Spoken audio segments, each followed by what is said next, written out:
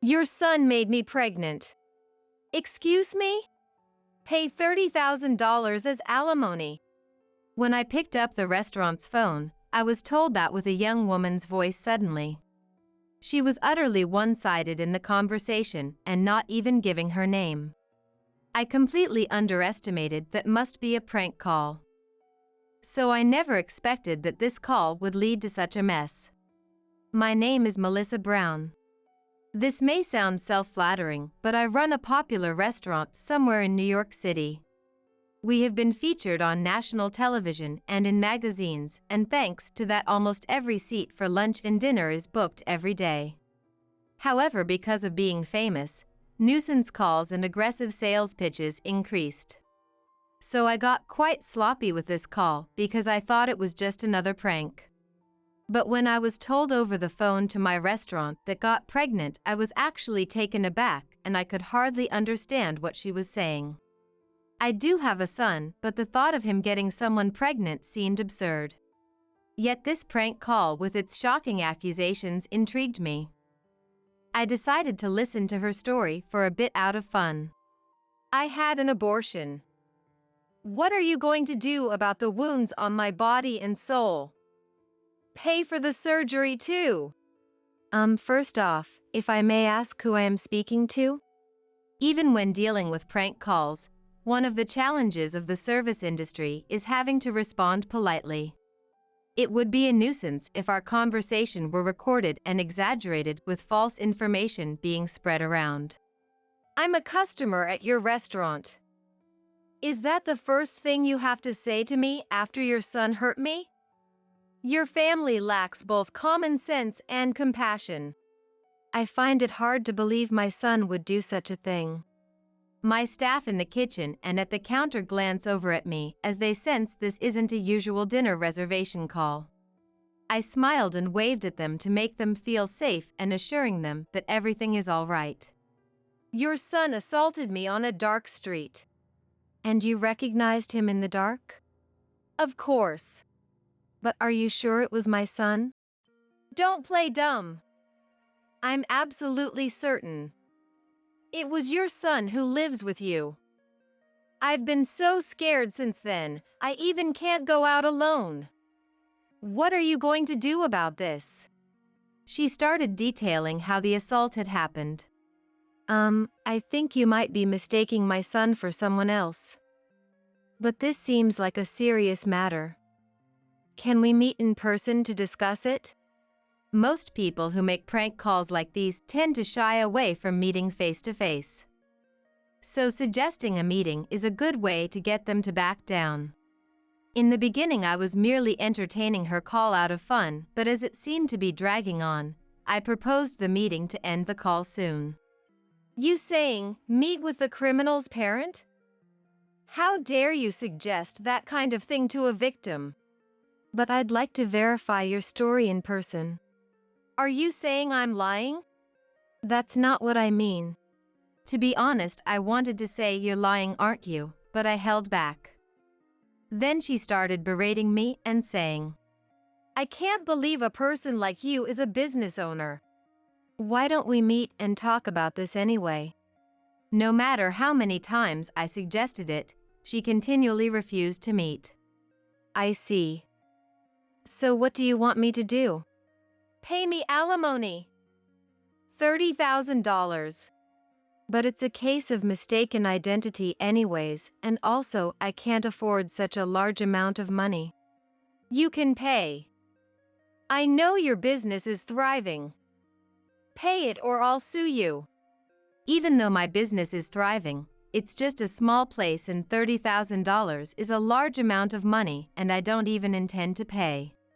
Are you sure you want to involve the police? I don't mind. At my unhesitant response, the woman fell silent for a moment. If my son truly did such a thing, I should hold him accountable as a parent. But I don't think he did. You're pretty confident he didn't do it, huh? Maybe you should have some doubts about your own son. I would believe it if there was evidence. Do you have any? Evidence?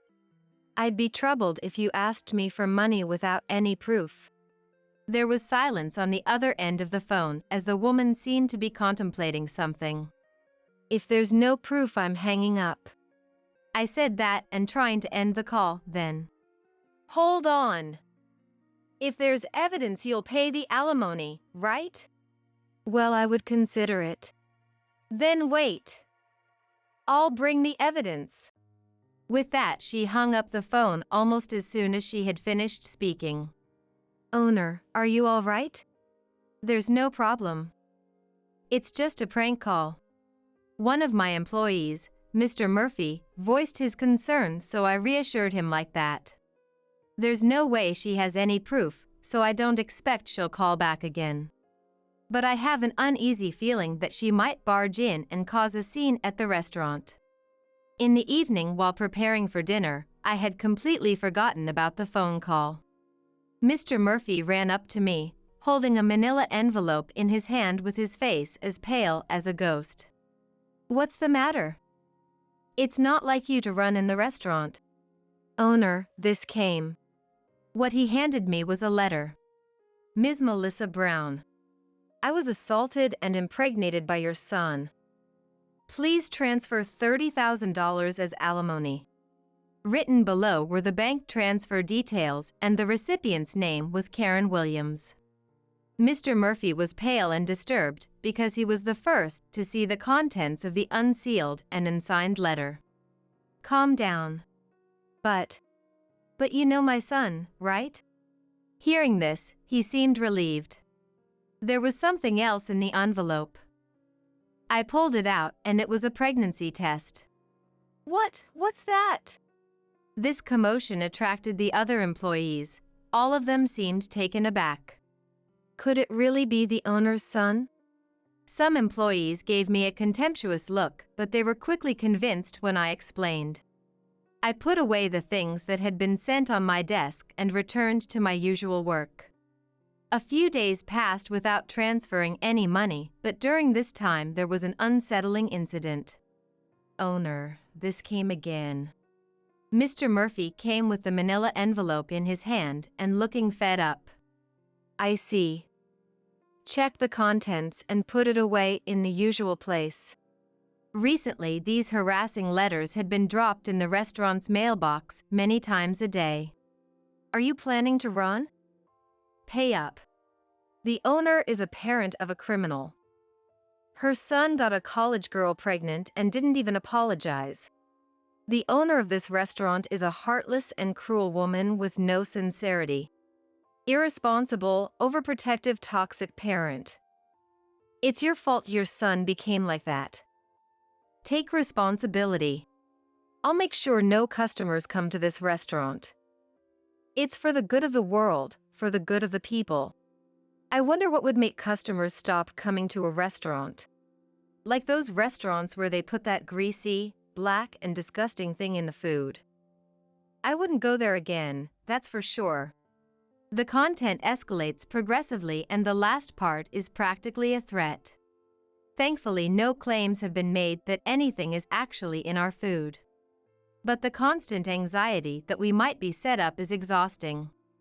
Amid all this, something caught my attention.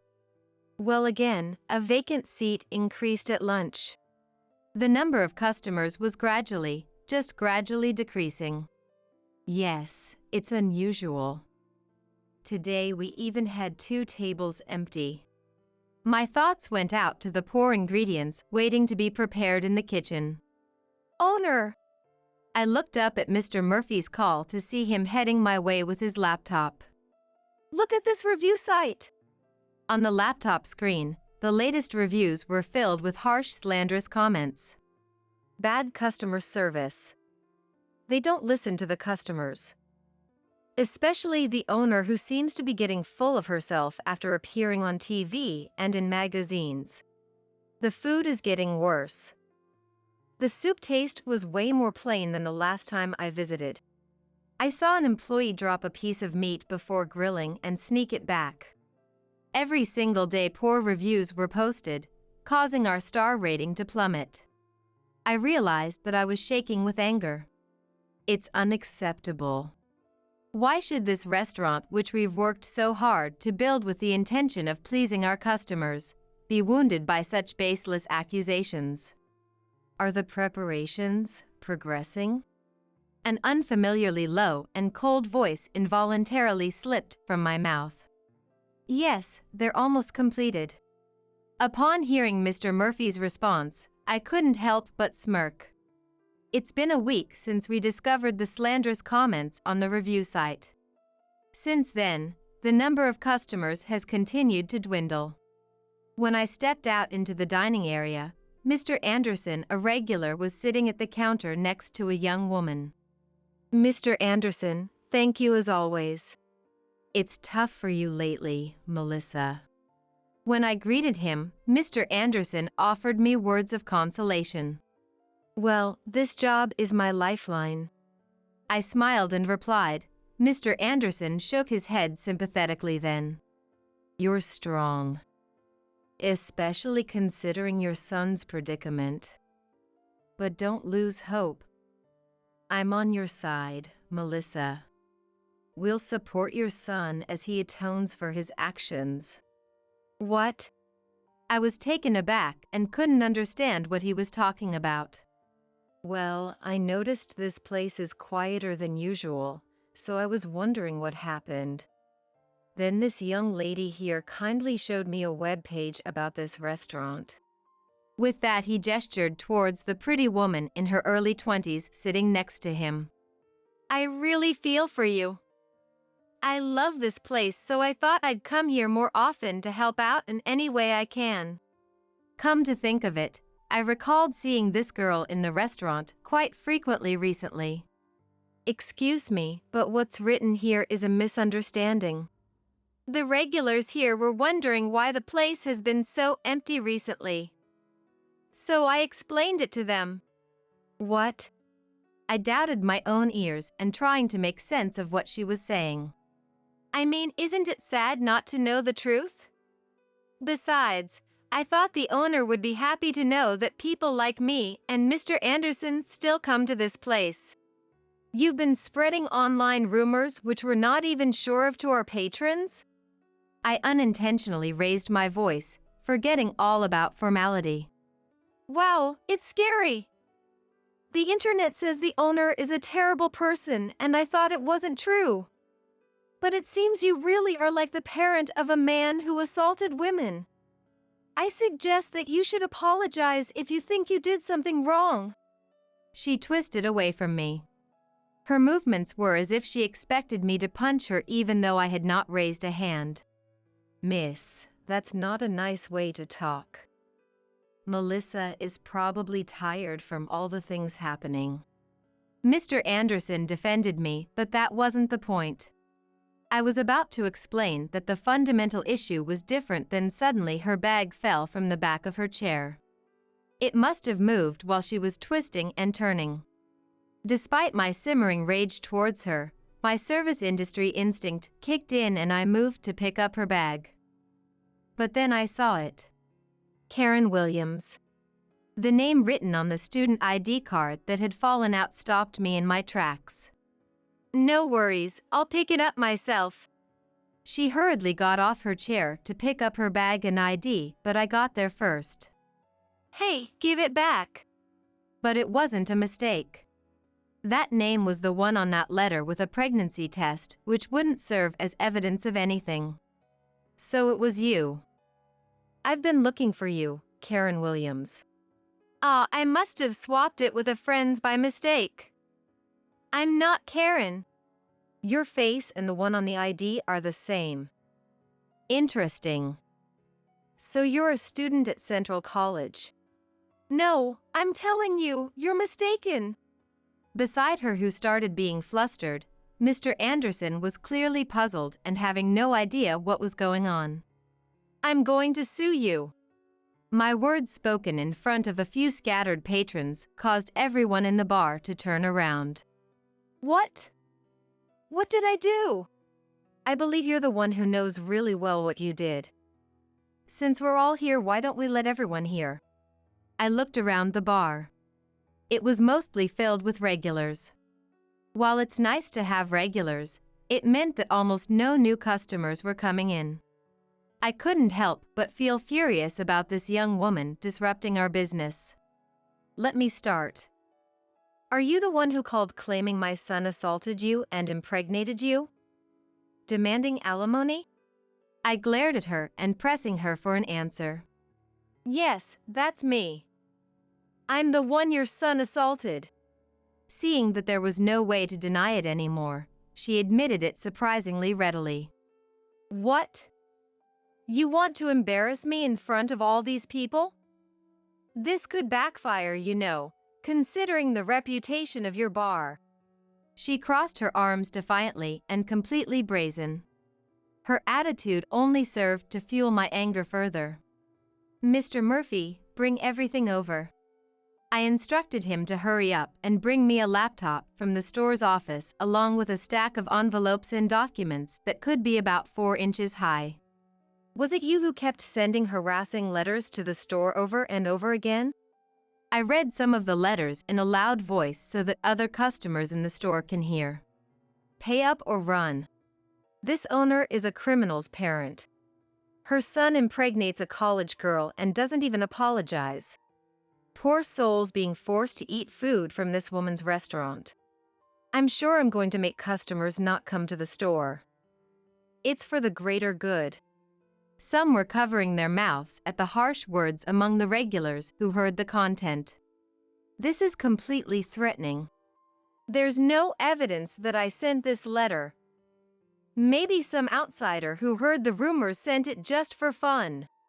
As she was desperately making excuses, I silently opened my laptop and presented her with the screen of another review site. Some of you here may have seen this, the defamation on this review site. You did this too, right? I'm saying, where is the evidence? Are you all right in the head? Evidence, evidence. You seem to love evidence so much. Even though the one you presented is such a mess.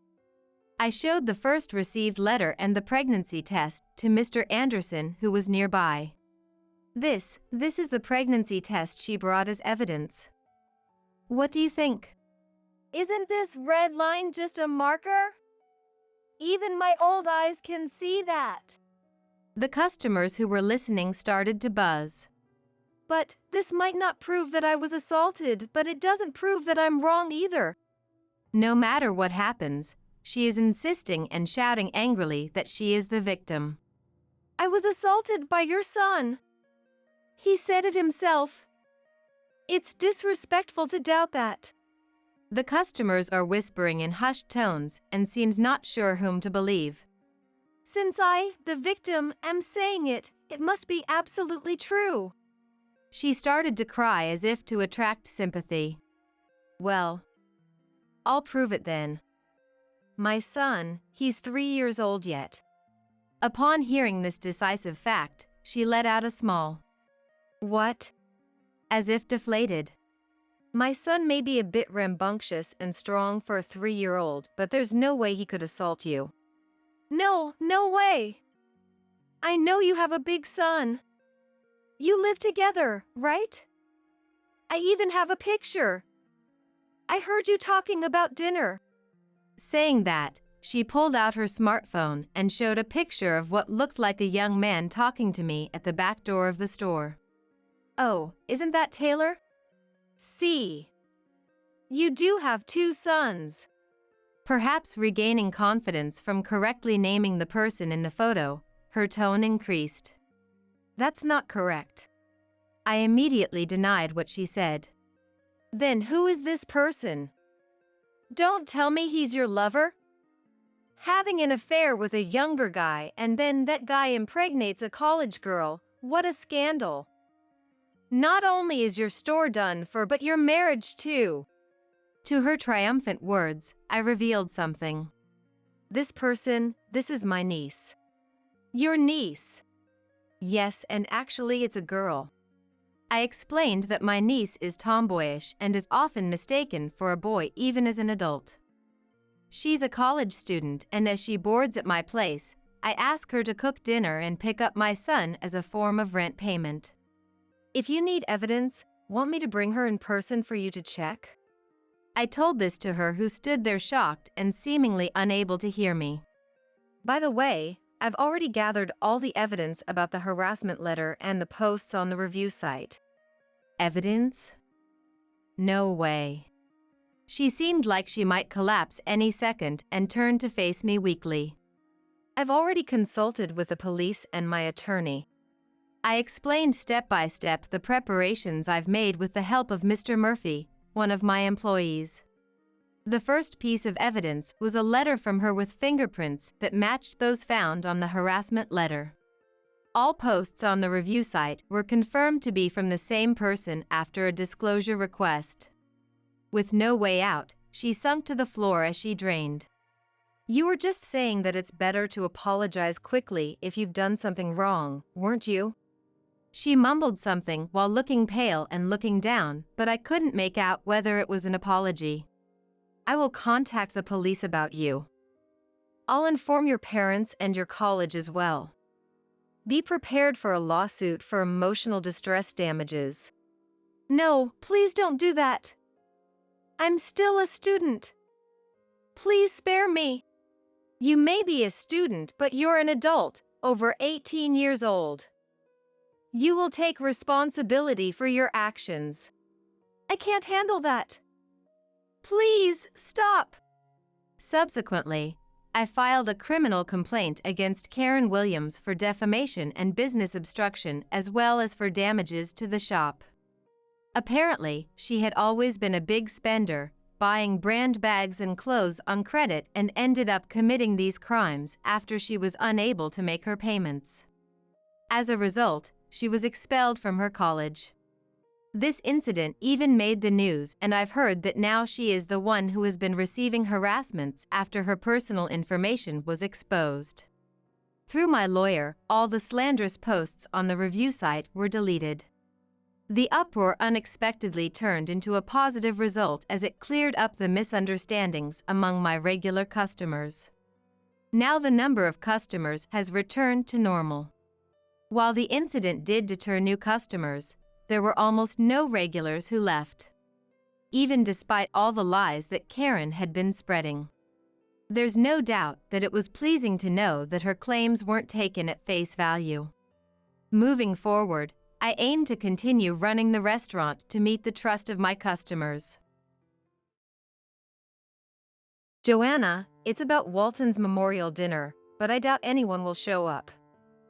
It's my wedding day, so everyone prefers a celebration. What do you mean? My Sael, Carolina, intentionally set her wedding date to coincide with the anniversary of our grandson's passing, a year after his death.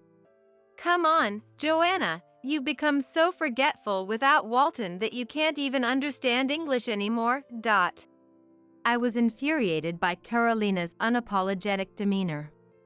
I was fed up with Carolina's manipulative words and actions, and my husband, Darren, seemed indifferent. Well, for me, seeing my sister in her wedding dress is more important, so you can go to the memorial dinner alone. Faced with Carolina and Darren's cold attitudes, I came up with a plan. All right, I'll consider what you said. Today, after 25 years as a housewife, Joanna, I saw a text from Darren and felt down again. Staying over there again? I muttered to myself. Darren works at his father's company and is so busy that he often stays at his family home near the company instead of our house. It was foolish of me to hope he might come home early today, since it's my birthday. I sighed while preparing an unusually lavish dinner. Maybe he's just really busy. I talked to the sky, trying to convince myself. Though we met through a friend's introduction, Darren has always prioritized his family home over me. I tried to dismiss the thought that my in-laws must have said something, prompted by Darren's frequent, "I'll be staying at my parents' house." I want to trust Darren, but even on the rare days he is home, we are invariably interrupted by calls from his sister, Carolina, summoning him frequently. Carolina, Darren's sister, is 17 years younger than him and, according to him, indescribably cute. Darren would always tell me, "I'll definitely spend my next day off with you and the kids," a promise that never materialized, making me feel like Carolina was disrupting our family life. As I was about to prepare dinner, my motivation drained, staring at a carrot when my son, Morris, called. "Mom? Happy birthday!" "Morris, thank you." Morris's casual words warmed my heart, and I struggled to hold back tears. "Mom, is it like that again today?" Morris, who married at 23 and now lives with his wife, Rothy, has known since childhood that Darren seldom comes home. Seeing me clearly downcast because Darren hasn't come home, Morris, who grew up witnessing this, still worries about me and calls, even now that he's grown. Especially today, on my birthday, when he learned Darren wouldn't be coming home again, Morris said with an unusually serious tone. "Mom, you must be feeling lonely without Dad, right?" "Yes, I am." "How about we come to live with you?" "What?" I was thrilled by Morris's suggestion, but worried that Rothy might not agree. I casually mentioned it to Rothy before, and she seemed happy about it. Morris, sensing my anxiety, responded with a clear and cheerful voice. "Really? Rothy's okay with it?" "Of course. She likes the food you make. She said she'd be happy to eat it every day." "Thank you. Then, I'll prepare your room and ask Dad if it's okay." I usually expected Darren to ignore this, but I felt like I received a birthday present from Morris, thinking he might listen this time. A ray of sunshine seemed to break through my gloom. Later, Morris and Rothy moved into our house. Even on the day they moved in, Darren didn't come home, but I was so happy they were here that I hardly minded. When I put effort into cooking, both Morris and, of course, Rothy were happy, making our meals always lively and enjoyable. Though Darren rarely came home, their presence meant I didn't feel lonely and enjoyed peaceful days.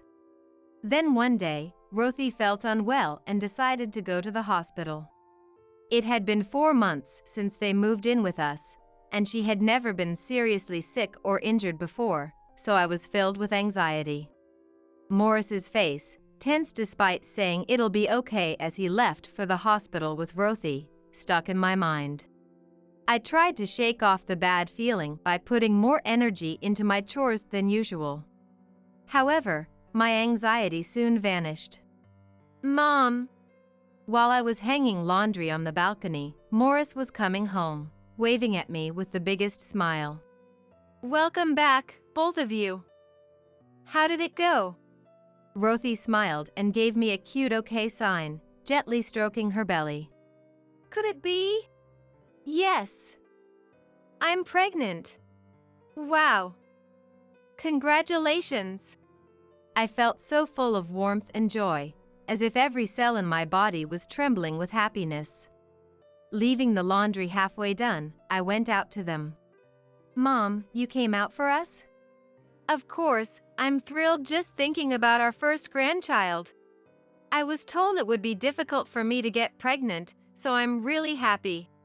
Rothy lovingly placed her hand on her belly. "Rothy, congratulations. Feel free to lean on me as much as you need." "Thank you." From that day on, it was a whirlwind of activity.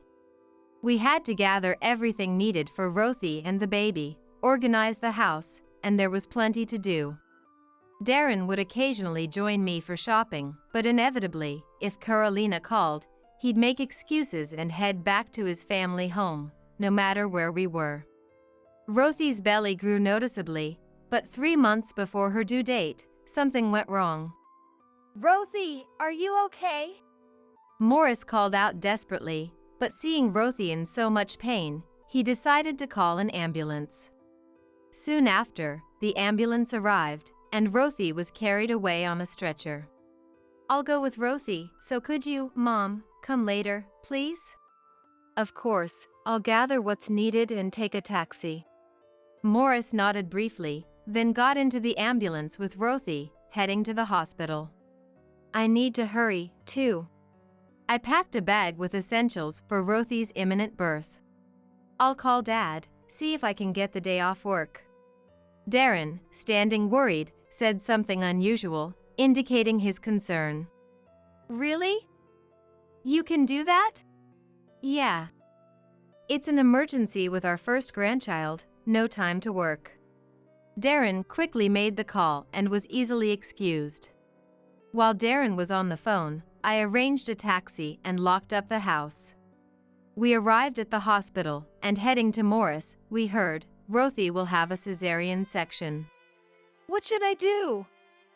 I'm really anxious.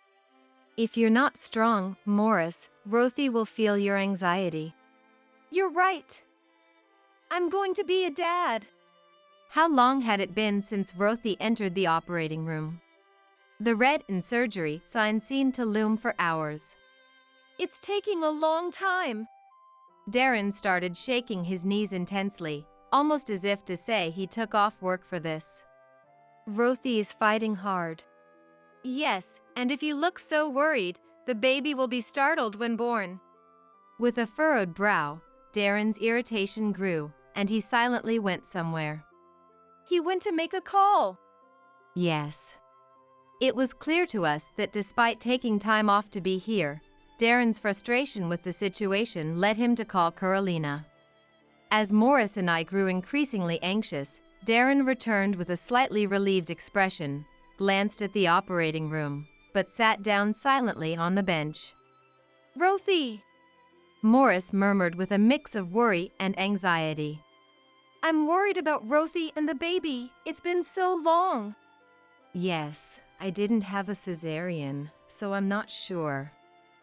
It's worrying. In the heavy atmosphere, the operating room door finally opened, and the doctor came out. Sorry to keep you waiting. Both mother and child are safe. Great, my precious time was wasted. Darren complained but seemed concerned about the situation inside. Afterward, a nurse came out to speak with us. If you don't mind looking through the glass, you can see how they both are. Through the glass? At Morris's puzzled voice, the nurse made a complicated face and led us over.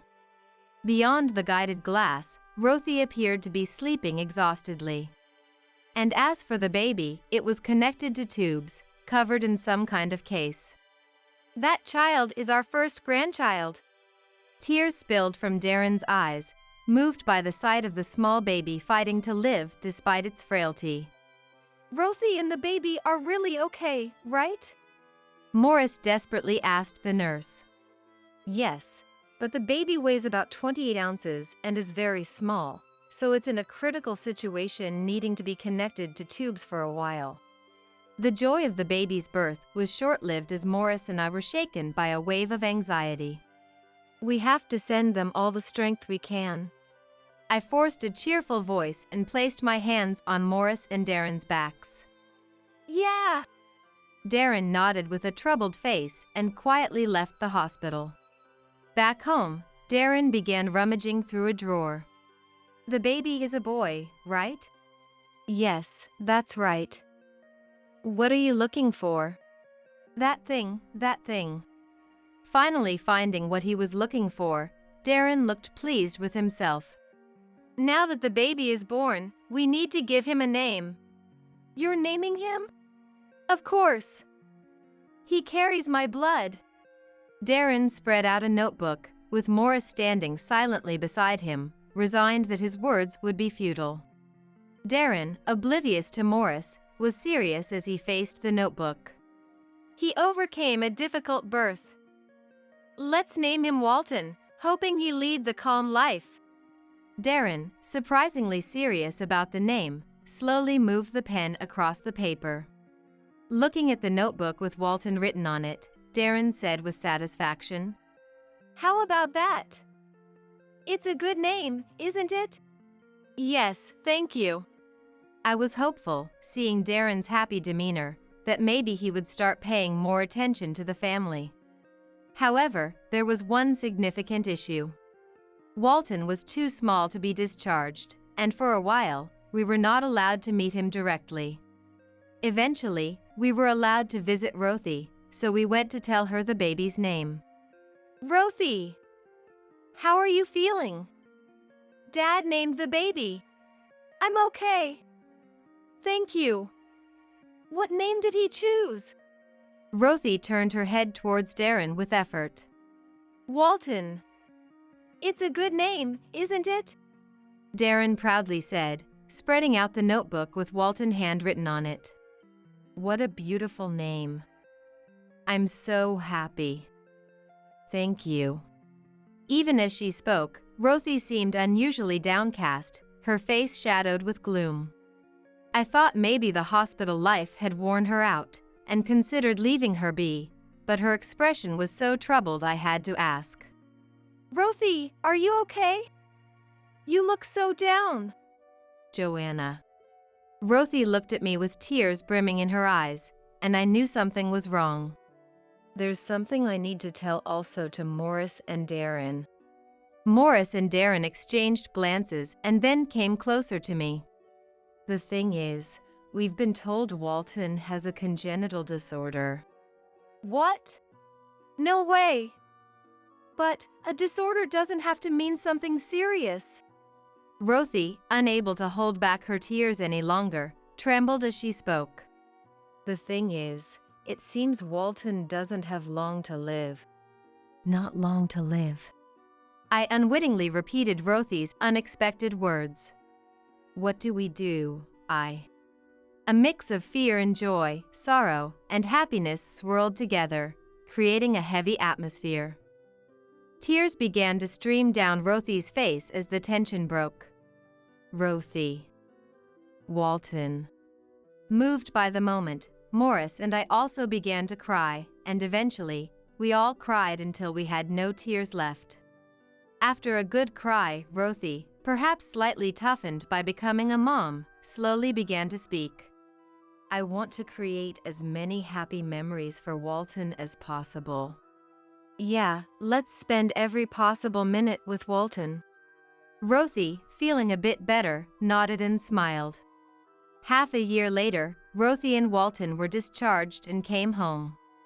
During that time, Darren stayed at his family home less than before, and we all prepared to welcome Rothy and Walton. We went out to places Rothy and Morris wanted to visit, adjusting to Rothy and Walton's health. Darren sometimes joined us, and other times he prioritized Carolina, but we focused on putting Walton first, thinking it was a bonus if Darren came along. Walton, who couldn't speak yet but whose expressions became increasingly lively, was adorable, and we showered him with love. After Walton could no longer travel, we spent time walking, sunbathing in the park, and he was adored by our neighbors. However, the joyful time flew by, and Walton passed away at just 3 years old. Rothy, looking at the sky as if to see her son again, murmured, Walton, it was short, but I enjoyed our time together. Morris, too, looked up at the sky, tears rolling down his cheeks. I was filled with sorrow and didn't think I could move on quickly, but Darren soon returned to prioritizing Carolina and decreased his visits home. The days seemed colorless, as if a hole had been punched in my heart. Though we had no regrets for being there for Walton till the end, the emptiness was heavy. As days swiftly passed, we were soon approaching Walton's memorial dinner. It's almost time for Walton's memorial dinner. Rothy spoke to Walton's photo with a prayer in her heart. We should share lots of memories of Walton. That's a great idea. We need to invite the neighbors who loved Walton. As we talked, Darren, unusually at home on his day off, joined the conversation. When is it? Well, Walton's anniversary is next month on the 14th, so that's our first choice if the venue is available. I see. After confirming, Darren got ready and left the house. We exchanged puzzled glances, but Darren didn't return that day. The next day, I was busy arranging the memorial dinner, securing the venue, and ordering what we needed. I was about to call relatives and acquaintances when Carolina called. Joanna? It's Walton's memorial dinner, but I doubt anyone will show up. It's my wedding day, so everyone prefers a celebration. What do you mean? Come on, Joanna, have you become so forgetful without Walton that you can't even understand English anymore? Carolina was clearly mocking me. So, I'm having my wedding on Walton's anniversary. How do you even know the date? I asked, trying to keep my cool. Obviously, bro told me. My anger rose at Carolina's unapologetic attitude. Why would you do that? Whether it's his wife or grandson, I don't care. It's punishment for taking my bro away from me. He always spoils me, Carolina said bluntly and hung up unilaterally. I was left dumbfounded, holding the phone for a while. Then, Morris and Rothy came in. Mom, you look upset. What happened?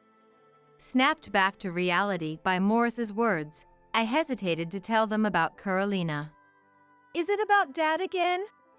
Just as Morris asked, looking into my face, Darren came back home, right on cue.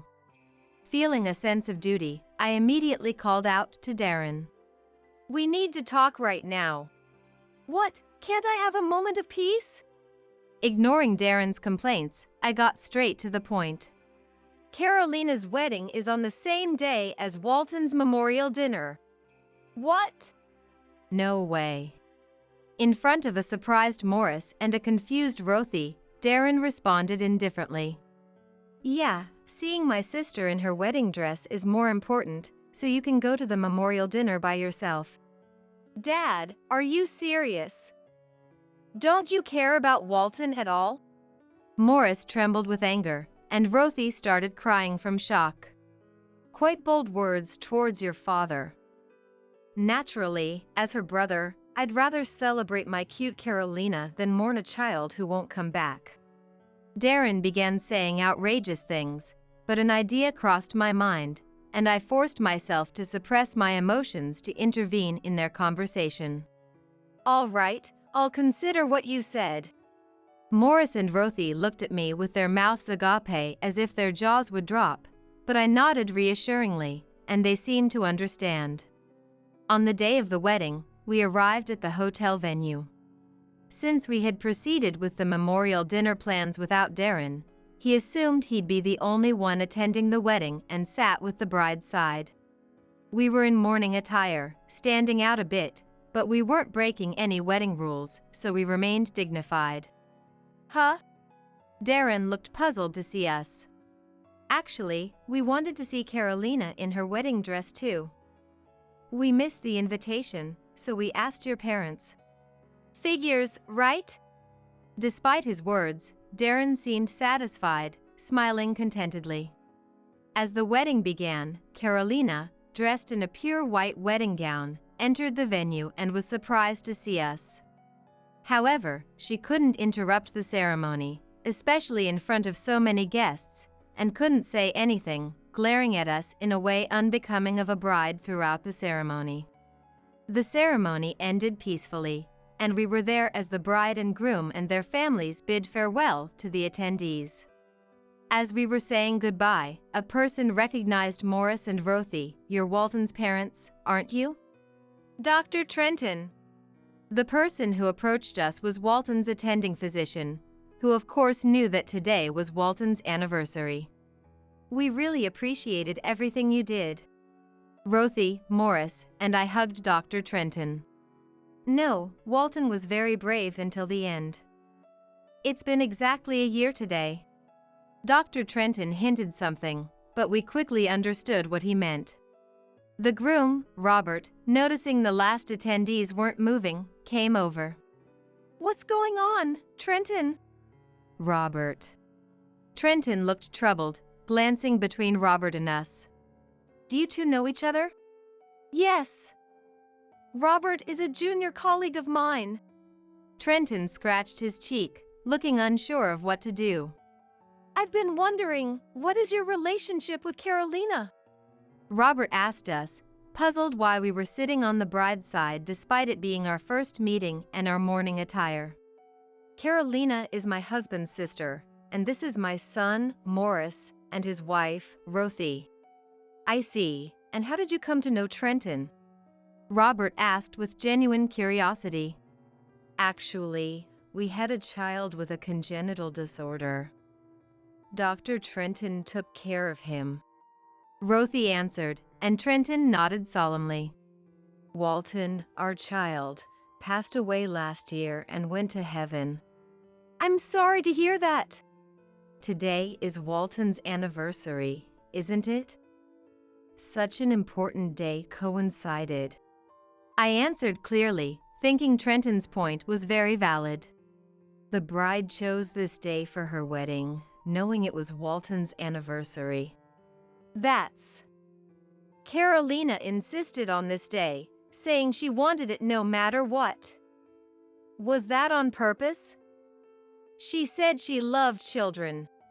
Robert looked incredulous, and after conveying something to Carolina and Darren, who were happily chatting, Carolina and Darren approached us with Robert. What's this? I was just getting compliments from Bro on how beautiful I look. Carolina snapped at Robert, oblivious to the tense atmosphere between us. You insisted on having the wedding today, right? And you said you loved children. Yet, you knew it was Joanna's grandson's anniversary and still chose this day? Carolina's face went pale, but she desperately tried to cover up. I didn't know such a thing. It must be a coincidence, or you're lying. Carolina's behavior was suspicious. Darren nodded along, but Robert, faced with Trenton's and our denial, clenched his lips and raised his voice. Is that what a person does? Don't you know what's important? I'll have to reconsider the marriage. At Robert's declaration, Carolina's complexion grew even paler, and she started to rant as her lie was exposed. Why are you even here? It's all your fault. Weren't you supposed to be lonely at your memorial dinner? Carolina approached me with such force that I thought she might grab me, and continued her tirade. I'm the happy bride. It's absurd for you gloomy people to be here uninvited. Her loud voice echoed through the spacious venue, attracting the attention of Carolina and Darren's father, Owen, and mother, Teresa, who hurried over. I was the one who let Joanna and her family in. It was an apology for my foolish daughter and son's behavior that I asked them to attend. Dad, why would you do that? That's too much. Carolina screamed, her fury unabated. If you don't understand why, then we're done with you. Darren too. What? What did I do? I haven't done anything wrong, right? And why am I being disowned? Owen, realizing his children were heartless like cyborgs, sighed deeply. You've always said you wanted to live on your own. Reset everything and start over as a new individual. Facing abandonment by their own father, Darren and Carolina lost the will to argue and fell to their knees. Unknown to many, the hotel where Carolina had her wedding was the same one Joanna and her family had visited for memorable trips with Walton. I had informed the hotel from the planning stages and had first explained the situation to Owen. With Owen's understanding and cooperation, after Carolina's wedding, we invited acquaintances to the same place for a memorial dinner, making it possible to attend both the wedding and the memorial dinner. When I explained to Owen, I was anxious about whether he would believe me, but Owen and the relatives were already disappointed with Carolina's behavior and Darren's patheticness, and they willingly helped. Afterward, Carolina divorced, and soon my divorce with Darren was finalized, and Darren left the house. Having cut ties with Owen, both lost their jobs and homes, and I'm not sure how they're managing now while paying compensation from the divorce trial. Considering the hurt they caused not only to Walton but also to Morris and Rothy, and their abusive words and past actions, I honestly feel they got what they deserved. Morris, Rothy, and I, watched over by Walton's smiling face, have come to live peacefully as if the storm had passed. And with the bad ties cut off, good fortune came our way. Mom! Today, Rothy, who felt something odd in her stomach and went to the hospital with Morris, returned home with beaming smiles. Actually, we're expecting our second baby. With my hands raised in joy, Morris and Rothy exchanged deeply moved glances. Soon, Walton will have a little brother. From now on, this car belongs to me and her. Despite being caught cheating, husband Andy spoke with pride. It was utterly baffling to see him like that. How could he be so cheerful, act so superior towards me? It felt like we were living in completely different worlds. But if he's happy to take the car, I couldn't be happier.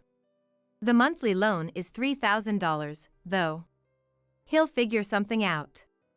Okay, I wonder if he's okay with the $3,000 loan. When I accepted Andy's request with a nod, he started smiling in a way I had never seen before.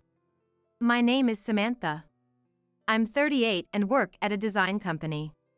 I thought I was living a happy life without any particular worries in my job or personal life. But occasionally, I find myself pondering one thing. When will I ever get married? At nearly 40, I don't even have a boyfriend, let alone married. My dating experience is limited. Before I knew it, all my friends were married, leaving me feeling left behind. There were times I thought about giving up on marriage, but seeing my friends happy made me dream about it again. My life changed significantly one day after work. Feeling good, I decided to go for a drink alone at a pub. Entering a bar, I ordered some drinks and appetizers. While waiting and looking at my phone, I noticed a man approaching me.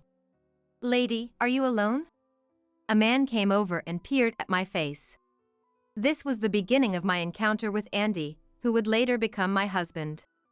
"Well, yes, I'm alone." "Really? Then let's drink together. Shall we?" Without waiting for my response, he sat down in front of me and tilted his glass. "Wait a minute." "Come on, it'll be just for a bit." "Just for a bit, then." With that thought, I accepted him. But I didn't have the energy to talk to anyone else at that day. As I looked down, he started talking on his own. Eventually, we exchanged numbers and parted ways. I thought our relationship was over, but 2 months after we first met, I and Andy had become close, meeting frequently. As we exchanged contacts, I found myself gradually drawn to him. Talking to him, my feelings would calm without notice. I sincerely wanted to talk more. When he said he wanted to see me, I genuinely felt happy. Surprisingly, I never imagined I could harbor such feelings, leaving me astonished. And then, about 6 months after we first met, we became a couple. After 3 years of dating, we got married. I never thought I could get married, so when he proposed, it felt like a dream. But I realized it was the peak of happiness only after everything ended. After marriage, he changed drastically. It made me wonder if his personality during our dating was a lie. About a month into our life together, he suddenly became distant. No matter what I asked, whether he would be late coming home, or what he wanted for dinner, he would just respond with, yeah." A disinterested reply. "Hey, what's wrong lately? You seem down. Leave me alone. It's none of your business." I wondered if he had come to dislike me. Seeing his attitude worsen day by day, my anxiety grew. Still, I was happy he came home. He would eat the dinner I made, and we still shared a bedroom. Somewhere in my mind, I believed he still had feelings for me. Maybe his current cold and harsh attitude was because he was tired. That's what I thought. However, a month into our diverging lives, the reasons of overtime and drinking parties made he come home late increasingly, and I found myself spending more time alone at home. I wasn't alone from morning to evening due to work, but coming home to no one was indescribably empty. "Alone again today." Looking at his messages, he said he had overtime again today. I was still thankful for the messages, but the increase in overtime and drinking parties right after getting married bothered me. Maybe I did something wrong. Disillusioned, perhaps he intentionally started avoiding coming home. I quietly placed the shopping bag down as I received a message from him. Gradually, he stopped coming home daily. We rented the slightly expensive rental property to start our new life together. Since he stopped coming home, it had become a place where I spent my time alone, feeling lonely. We were supposed to be married, so why did it come to this? As I thought about him, I continued to eat dinner alone. Andy, when he occasionally came home, was always in a bad mood. "Dinner's ready, you'll eat, right? I'll start making it now." I prepared dinner as usual and served it to him. However, after tasting a bite of the side dish, he stopped eating. "What's wrong? Not hungry?" "I've thought this before, but the food you make is really terrible." I was stunned by the words said to me for the first time. Until now, he had said it was delicious and had seconds many times. He used to say that he wanted to eat my dishes rather than fine dining restaurants, even a special day like an anniversary. But why suddenly? Sorry. I didn't know it was bad. I'll clean it up." "Don't touch it." He glared at me sharply and started eating again. But he didn't look like he was enjoying it, his face always crumpled. He started to complain about the cleaning and laundry I did. The coffee cups weren't aligned, a picture hanging was tilted. Even a single hair on the floor was enough for him to complain. I work too, so some imperfections should be expected. I began to wonder if it's normal to fuss over such minor things. Of course, I've mentioned several times that I can't do housework perfectly because of work. But he wouldn't budge. In the end, it always concluded, "Just shut up and do as I say." With him yelling. Sigh. The stress piled up each time I interacted with him. I started to doubt whether marrying him was the right decision. Various emotions swirled, and I even considered divorce. But the fact that I got married at this age, and thinking about the hassle of divorce proceedings, I couldn't bring myself to act. I thought I just had to endure it. Such thoughts had developed over time. But before we got married, I made a significant purchase. It was a luxury car from a well-known brand. Of course, I couldn't pay in full, so I took out a loan. I wasn't particularly into cars, but there was one model I had always dreamed of. I was happy to have it as an adult, and it motivated me at work. I drove it to work and received compliments from car-loving colleagues. Initially, Andy praised the car. "That's amazing. Good for you." That's what he said. But as his attitude changed, he began using the car without asking. It was inconvenient because I needed the car for work and shopping. It would have been acceptable if he didn't have a car, but he did. Yet, he preferred mine, which bothered me. Because of this, I had to use the bus for work and walk for shopping. I've addressed this issue with him. "Hey, could you stop using my car without asking? I need it too." "Come on, it doesn't matter." "It does matter to me." "Well, I don't care about you. You're managing with the bus, right? That's fine. I have reasons to use a car. Don't butt in." "Even though you have your own car?"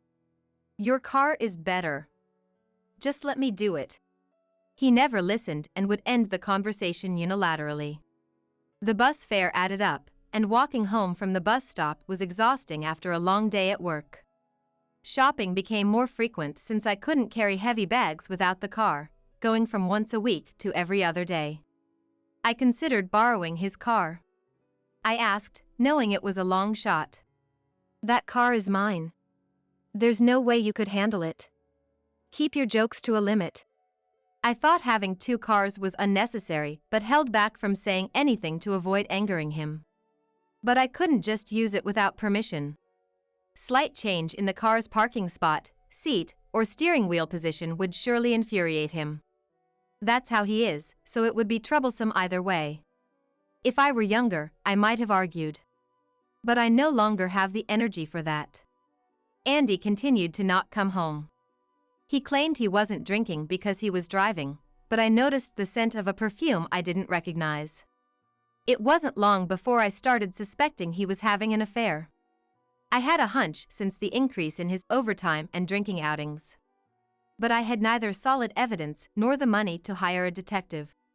I silently acknowledged his infidelity. He probably thinks I'm too dumb to notice his infidelity, believing he can do whatever because I'll just go along with anything. That must be what he's thinking. The marriage I had imagined was far too different from reality. I dreamed of a warmer, kinder relationship where we cared for each other, going on little trips on weekends, enjoying tourist spots. I dreamed of such a family. I thought I could achieve that with Andy, but it was impossible. It feels like this will be my life forever. I sighed and began preparing dinner for one.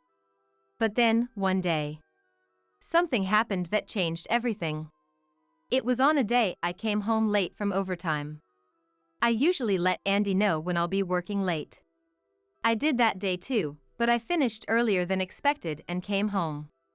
No reply from him. Probably, he wouldn't be home again today. Feeling down, I walked home, but something was different when I arrived. My car was there. Usually, he used to use my car, so only his car was supposed to be parked. It was unusual. Thinking this, I went to enter the house. But then I saw it. The car was slightly shaking. I should have just been inside the house, but I approached the car out of curiosity. I could hear voices inside. Andy and a woman's voice. I moved closer to hear the conversation. "Do you love me, Belle?" "Yes. I do." The woman's name seemed to be Belle. Listening in, I heard a conversation I had expected but wished not to hear. "I want a divorce soon. I want to marry Belle. I'm happy. How have things been with your wife lately?" "We don't talk. I don't want to. Why did I even marry her? I'm always with Belle, so there's no real conversation, right?" "That makes sense." I felt ridiculed. My heart ached, and I felt indescribably sad. I didn't want to hear any more. I quietly stood up and was about to enter the house when my bag hit the car and made a noise. Too late, I realized my mistake. Andy peeked out from the driver's seat, seeing me. "Ah. You. Why are you here?" Well, You let your wife hear this. This is the worst." Andy got out and confronted me. "You said you had overtime today, right? Why are you back so early? Overtime means later, right? Did you lie to me?" I didn't lie. I really had overtime. But it seems like, whenever I say I have overtime, you do this? I hoped he would falter at my accusation, but having been caught with Belle, he seemed resigned. "Yeah. So what? Is it so bad?" "It is bad. We're married, you know. What you're doing is cheating. And, how dare you use my car to see another woman?" "So what? I'm using it now." Andy showed no remorse. Then he said something astonishing. "This car is now ours." I was speechless. My saying my car probably prompted his bold statement. But then, something inside me broke. I'd gladly hand over the car, including its loan. Okay, the loan is $3,000 a month though, hope that's okay. I was paying a $3,000 monthly loan. It was a bit of a stretch, but I thought I could manage with my current income. Paying the loan for the car which he was using seemed absurd. "But you'll have to pay the loan." "What? Why? You keep paying it." "Why don't you want to pay? Can't afford it? With your own car and rent, you can't, can you?" Provoking him, he became even angrier. "What do you mean I can't afford it?" "Fine, I'll pay." He was probably underestimating the amount because I had been paying it. Later, I transferred the loan and ownership of the car to Andy. During the loan process, I was handed a document detailing the loan by the agent, but there was no particular surprise at the amount mentioned. Whether Andy could really afford the $3,000 or had not thoroughly reviewed the document was unclear. He seemed solely focused on finishing the procedure quickly. After the procedure was completed, the process moved on to divorce. This time, due to infidelity, I hired the lawyer and chose a collaborative divorce. I told the lawyer about submitting the dashcam footage from the day the affair was discovered, seeking divorce and compensation. The lawyer gladly took on the case, and after weeks of preparation, the day to settle things with Andy finally arrived. Andy was visibly angry, and Belle was sitting next to him, looking defiant. Despite being told multiple times that hiring a lawyer was overkill, I couldn't disagree more. As the discussion progressed, it was revealed how they met and who Belle was in the first place. Apparently, she is the daughter of an executive at the company where Andy works. She also worked in the same company, same department, and they were acquainted. Of course, Andy knew she was the executive's daughter when they became involved. While he was at fault for initiating, she, knowing he was married and still engaging, was also to blame. I demanded a divorce and compensation from Andy. He said, perhaps out of stubbornness. Compensation. Divorce. Do as you like. I can pay whatever compensation you want. However, Belle seemed desperate not to have Andy pay the compensation. If you pays the compensation, it'll reduce the money I can spend. What a way of thinking. It seemed she was planning to marry Andy after our divorce. Are you okay with your family and company finding out about this? Huh? Do whatever you want. Belle must think my words are merely a threat. Well, if she says to do as I please, then so be it. Since Andy and I both intended to divorce, it was finalized that day. Andy agreed to pay the compensation, and we dissolved the marriage. Of course, Andy and Belle's relationship was later exposed to her company.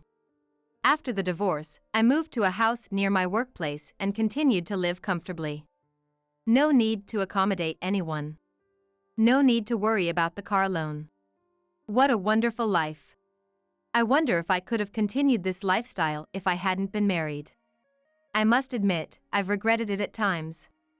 Perhaps because I now have more financial freedom, coworkers have mentioned that I look healthier. I plan to live quietly on my own, with the compensation and my income. I won't marry again. From now on, I will live a life of my own. That's what I've decided. However, about 3 months after the divorce, suddenly, I received a call from Andy. What could he possibly want now? Though I found it annoying, I answered the phone. Hello, yes? Hey! It's not hello! What's going on? What's this about a red envelope? A red envelope? Perhaps it was a reminder or a demand notice. Calm down. What do you want? Like I said, what's this about the red envelope? When I opened it, it said I need to pay for the car loan. And, wait, were you paying $3,000 a month? I didn't know about that. Not know? I should have mentioned the amount when we transferred the loan and ownership. It's strange you didn't know. What? You didn't look at the amount because I was paying it effortlessly? You can't expect me to have thought it was $3,000. Hey! Can't you change it back so you're paying it now? Such a convenient man. After all, Andy would be the one using the car, even if I paid for it.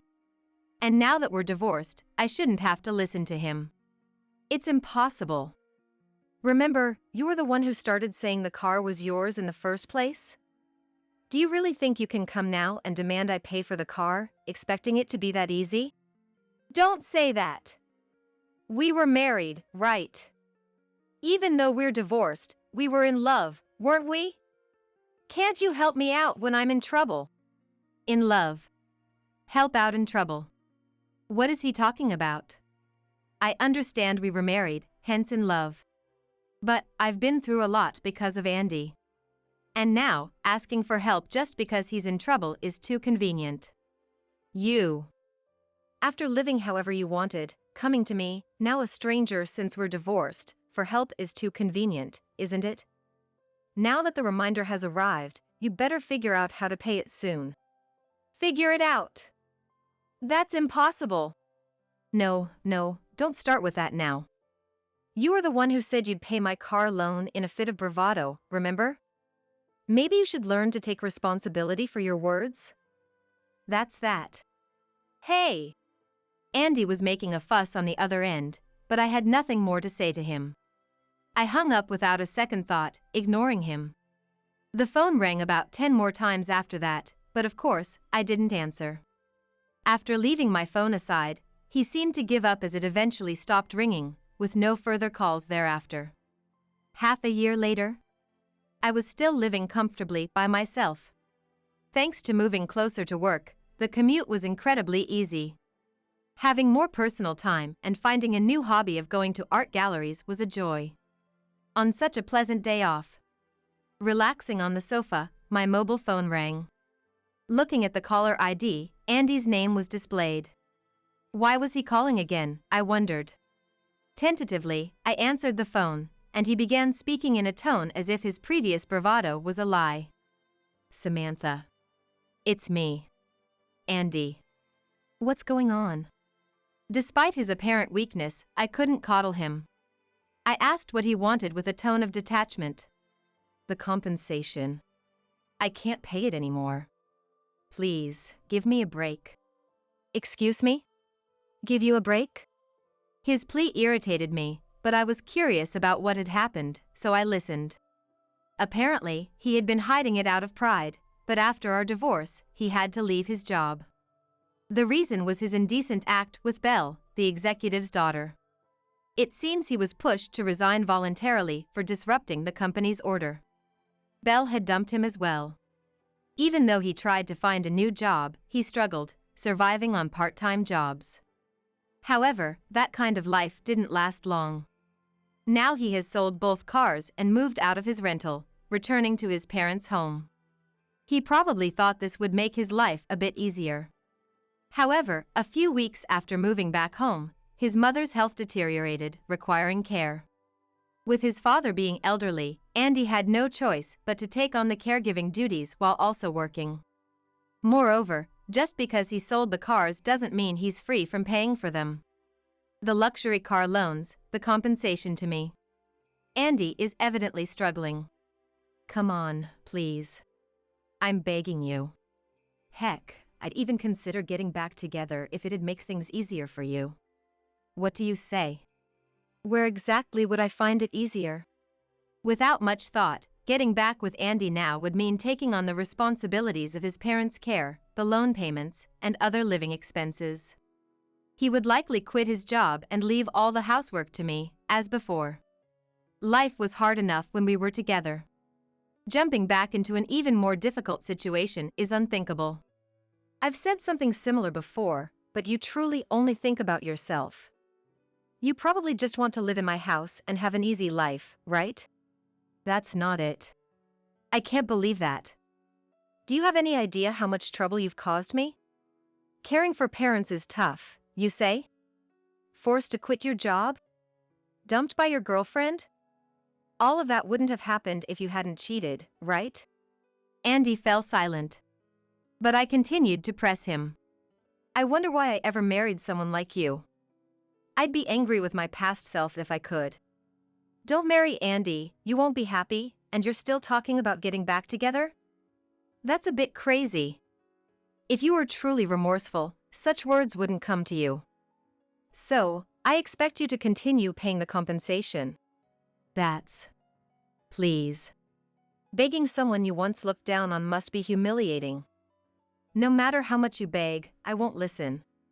So, don't contact me ever again. Hey! Samantha! I hung up the phone. After that, Andy seemed to have given up, as I received no further contact from him. No messages, nothing. The desperation was clear from that call, but listening to his condescending tone, I wondered if he still thought he wasn't at fault, pondering why this was happening to him. Well, the compensation has continued to be deposited after that last call, so he must be managing somehow. Half a year after Andy's last attempt to contact me, I continue to live a comfortable life on my own. I've kept up with my new hobby of visiting art museums. My room is now filled with art books and postcards purchased from museum shops. Lately, I've been thinking about visiting art museums abroad. There's a lot I ponder about married life, and even if I were to be reborn, I doubt I'd want to marry. Honestly, I see no good in getting married. For now, I'm just thankful for this comfortable life I can enjoy on my own. I'm selling this house because I'm moving in with my girlfriend. Dad, who betrayed Mom, further hurt her. This house was in Dad's name, but Mom had contributed a significant amount of money to build it, and she loved this house. Yet, Dad decided to claim everything for himself without considering Mom's feelings. Now, 12 years after my parents' divorce, I've come to understand things I couldn't back then and decided to take revenge on Dad. I couldn't forgive Dad for living comfortably after hurting Mom, who had struggled to raise me. Does your company condone affairs? That's what I told them during my interview at Dad's company. My name is Chloe.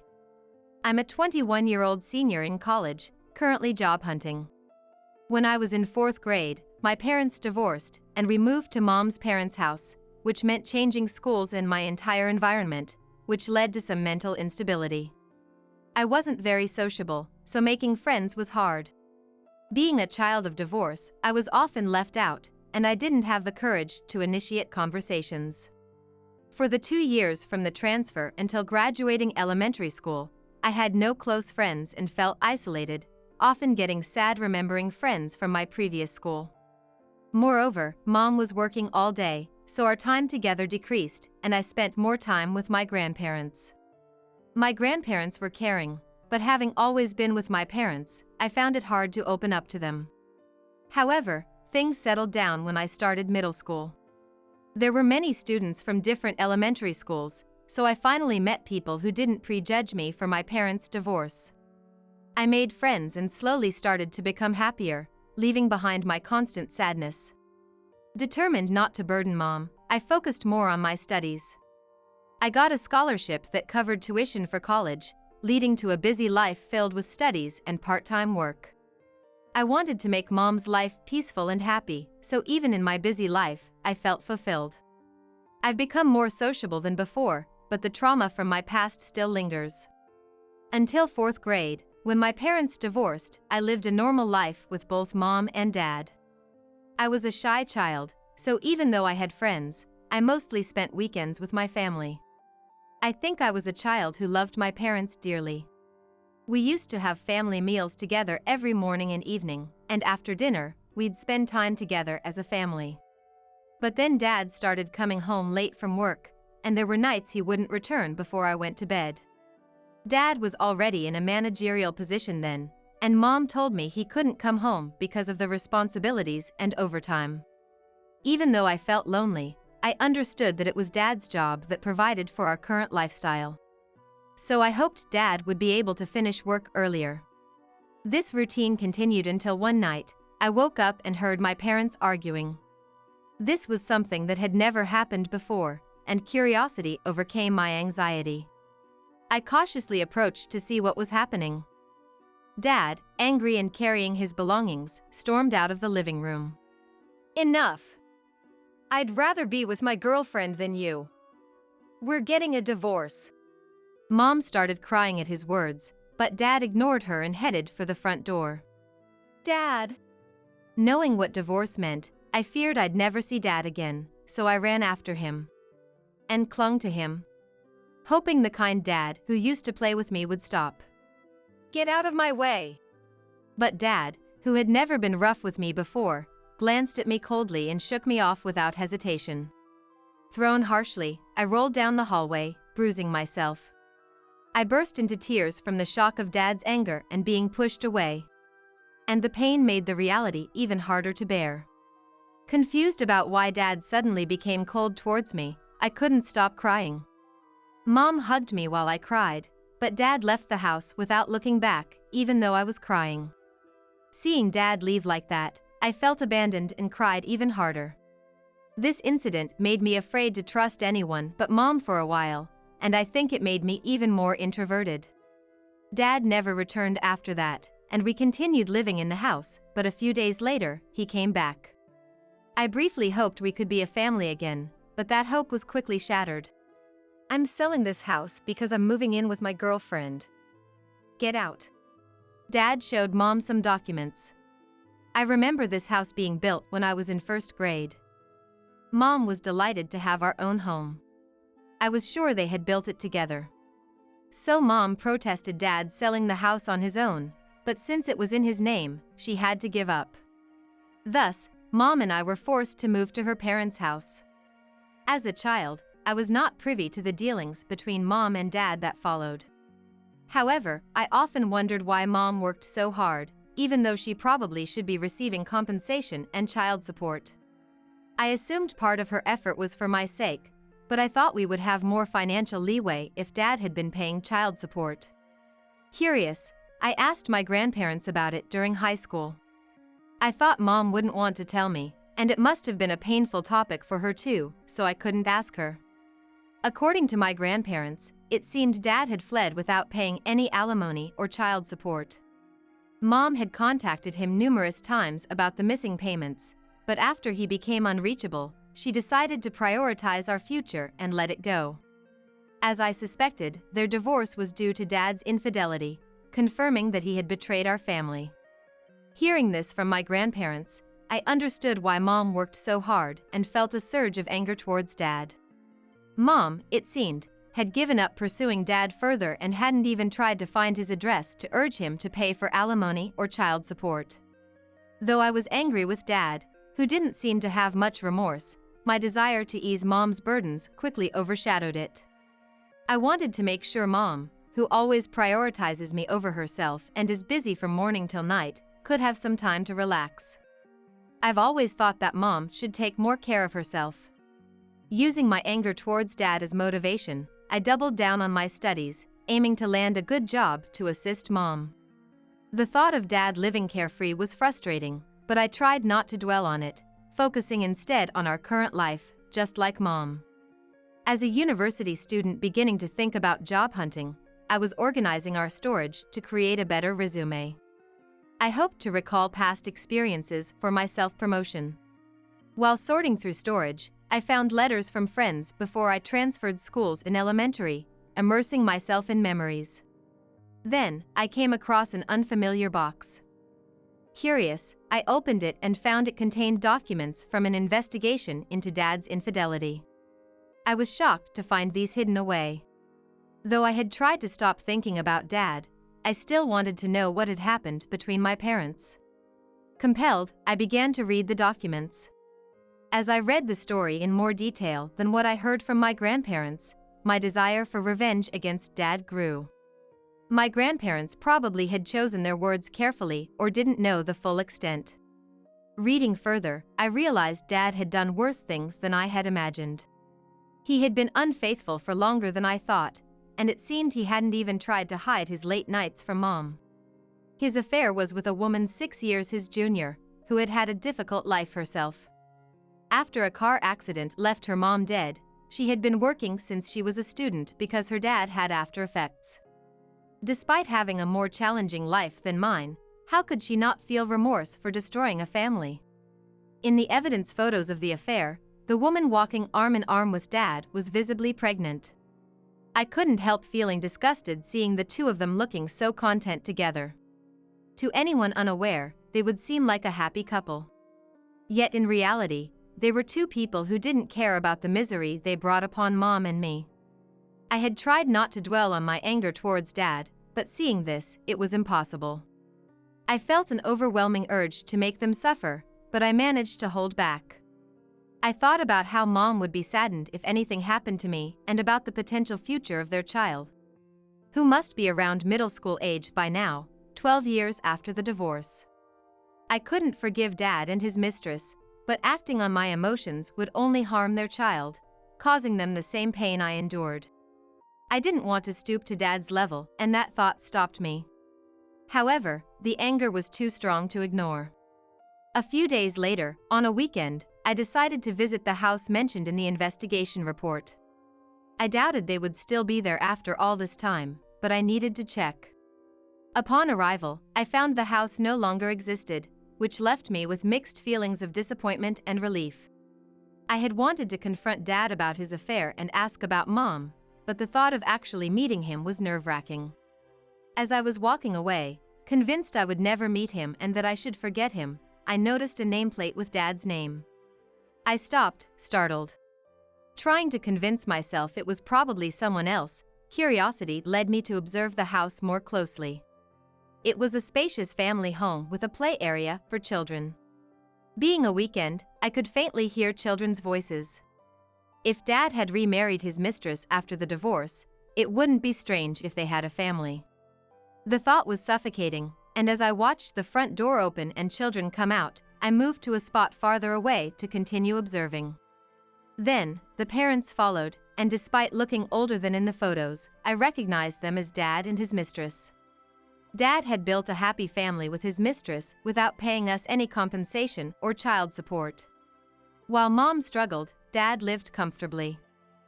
Filled with anger, I clenched my fists. After watching them leave happily as a family, I headed straight to a detective agency and requested an investigation into Dad's family. I used all my savings and part-time job earnings for this. When I later received the investigation results, it confirmed that Dad had been living well after the divorce, with 3 children. While Mom and I struggled, Dad lived comfortably without facing any consequences for his affair, a fact that left me bitter. I realized I harbored not just anger but also resentment towards Dad and his mistress, who lived carefree after abandoning Mom and me. I wanted them to experience the same pain and hardship that Mom and I went through. However, recognizing that even though they were the worst, their children were innocent, I wanted to speak with them at least once, more for my peace of mind than for revenge. So, calming myself for a composed conversation, I decided to visit after school. Dad would be at work and the kids at school, leaving his housewife mistress, Abigail, at home. What was she thinking, having an affair with a married man and now living happily with him? With questions and things I wanted to say, I went to their house on a day school ended in the morning and rang the doorbell. As expected, Abigail answered. "Yes, how can I help you?" Her normal response irritated me, and I blurted out, "How can you live normally after stealing Dad from Mom and me and breaking up our family?" It seemed I wasn't as calm as I thought, speaking sharply without realizing. "What? What are you talking about?" She seemed quite dubious, possibly on guard because of the sudden question. Perhaps for her, an affair was something that could be easily forgotten. This thought made my chest tighten. Amazed at how she could pretend not to know, I explained everything about my relationship with Dad and what happened 12 years ago. I broke into tears recalling the past, but once I finished, I looked at her for a reaction. The truth I learned then solidified my resolve for revenge. Some time later, I went for a job interview. With good grades and active involvement in various activities, I had many strong points. I usually passed the document screening without issues, and this time, as I faced the interviewers, it seemed like I had already left a favorable impression again. 3 interviewers questioned me while reviewing my documents. Thanks to my preparation, I answered smoothly, and the interviewer's cheerful expression and impressed attitude made me feel quite confident. At the end, when they said I could ask any questions I had, I decided to ask something I had been wanting to know. Does your company condone affairs? What actions would be taken if an affair occurs? My question surprised the interviewers, leaving them momentarily speechless. After a pause, they said they hadn't encountered such a situation but would probably impose some penalty. And when asked why I was inquiring about this, I explained the whole situation. My father, who abandoned my mother through infidelity, works here and is currently having an affair within the company. One interviewer, visibly upset, slammed the table and stood up angrily. Are you joking? How dare you come here and lie in such a manner? This is outrageous. I immediately retorted. Please don't shout just because I hit a nerve, Dad. I had actually known that Dad worked in this company and that he was involved in interviews as personnel. Therefore, I purposely attended this interview to expose Dad's actions. There were many interviewees, and it wasn't certain Dad would be the interviewer, but I thought damaging his reputation would be enough. His aggressive response to my presence added credibility to my story, and I felt a sense of satisfaction. Initially, Dad didn't seem to recognize me, but he became unsettled after reading my documents. He didn't remember my face, but my name and educational background must have made him realize I was the daughter of his ex-wife. He seemed relieved when I showed no reaction to seeing him, thinking I hadn't recognized him. I calmly retorted to Dad's anger. It's a fact that you cheated on Mom and are now in an affair with a younger woman in this company, right? I'm just stating the truth. The investigation I had commissioned revealed not only about Dad's post-divorce family but also his infidelity. Apparently, Dad was quite the philanderer, having 3 kids and still fooling around. He was having an affair with a younger female colleague, and there were photos of them looking happy together, leaving no room for denial. Is this some kind of harassment? Do you think you can get away with this? Dad accused me of lying and tried to blame me. He had been successful in hiding his actions so far and was desperate not to be punished. Smirking, I continued. It's the truth, isn't it? I wanted to know what the company thinks about having such a person in a responsible position. Dad wanted to make me look bad, but that wasn't going to happen. The other 2 interviewers, having witnessed our exchange, looked displeased. I showed them the final piece of evidence. By the way, this is the report on Dad's infidelity. I trust you will review and take appropriate action. Dad tried to dismiss what I said in a panic, but I handed the investigation report to the other interviewers, asking them to address the affair. Dad tried to grab me, but I dodged and delivered my final blow. Abigail knows about this and is coming to the office today. I had told Abigail about Dad's affair, and in her anger, she had planned to confront him publicly. So before leaving the interview room, I declared to Dad that he had no escape. You told her? When did you even meet her? Dad, shocked and not expecting I knew Abigail, froze. Ignoring him, I left the room. Dad's yelling could still be heard after I closed the door, drawing stares from other interviewees. Normally, the atmosphere would feel uncomfortable, but knowing that I had derailed Dad's smooth life brought me a sense of relief. Originally, I came to this company solely for revenge against Dad, so failing the interview was not a concern. Having finished my task, I was walking down the hallway when I heard footsteps running up from behind. Turning around, I saw Dad, his face red with anger, charging at me to throw a punch. Surprised, I managed to dodge and avoided injury, but I stumbled and fell. Looking down at me, Dad shouted angrily. What have you done? If it weren't for you. As Dad tried to hit me again, I braced myself, unable to evade, and covered my head with my arms, preparing for the impact. However, before he could strike, Dad froze. What are you doing to Chloe? And what's this about an affair? You told me you were single, but you've been deceiving me. Abigail had arrived, startling Dad. She swung her bag at Dad, who was ready to strike me, hitting and shielding me from him. Abigail, it's not what you think. Dad panicked at Abigail's arrival, but as Abigail, angered and feeling deceived, started to confront him, they began to argue. Abigail, while shouting in anger, hit Dad with her bag, causing a major commotion. It turned out that when I confronted Abigail about the affair, she was unaware that Dad was married. I'm sorry, even if I didn't know. You must have suffered a lot. I will definitely make it up to you. I'm truly sorry. She apologized tearfully. Further conversation revealed that she met Dad through work, and he had been helping her as a struggling motherless child. Dad had hidden his marital status, and they eventually started dating. Abigail had been working right after graduating high school in order to live with her father, who suffered from the after effects of an accident, which also took away her mother. It was natural to develop feelings for Dad, who had helped her. I had thought the mistress would be a terrible person, but Abigail was another victim of Dad. Apparently, Mom had never asked Abigail for compensation or even contacted her, and until now, Abigail was unaware of Dad's misdeeds. I wondered why Mom hadn't pursued compensation from Abigail, but then remembered she was pregnant at the time. Perhaps Mom didn't want to burden a pregnant woman, even if she was the mistress. Thinking this as I watched Abigail tearfully apologize, I realized she wasn't the villain I had thought her to be. She didn't look like she was trying to deceive me. So, I told her about Dad's current affair with a coworker. The investigation report included evidence of Dad's ongoing infidelity. I thought that Abigail, being a victim herself, deserved to know about Dad's current actions. When I showed her the documents, she became furiously angry at Dad. He lied about being single, married me, and now this? What kind of person is he? I will never forgive him. Her anger towards Dad, the betrayer, ran deep, and together we decided to take revenge on him. Originally, I had applied to Dad's company and was already scheduled for a second-round interview.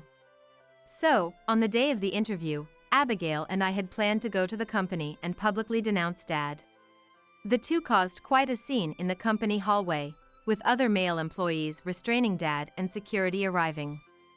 I took Abigail's hand and led her out of the company after the commotion. Many people had gathered around due to the noise.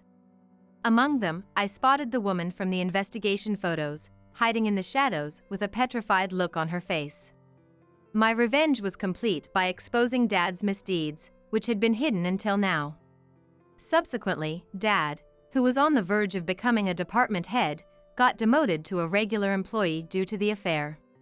Since most of the situation became known during the chaos in the hallway, he seems to be working with a sense of humility. He used to have a reputation as a family-oriented and capable supervisor, but when Dad's bad deeds became known within the company, he was branded the worst man and was treated coldly. The woman Dad had an affair with apparently quietly resigned from the company.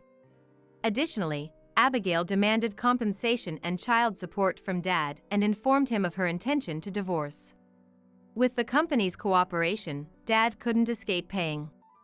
During the divorce mediation, Abigail discovered that Dad had not paid any compensation or child support to my mom, and also learned of his gambling habits in addition to spending money for his lover.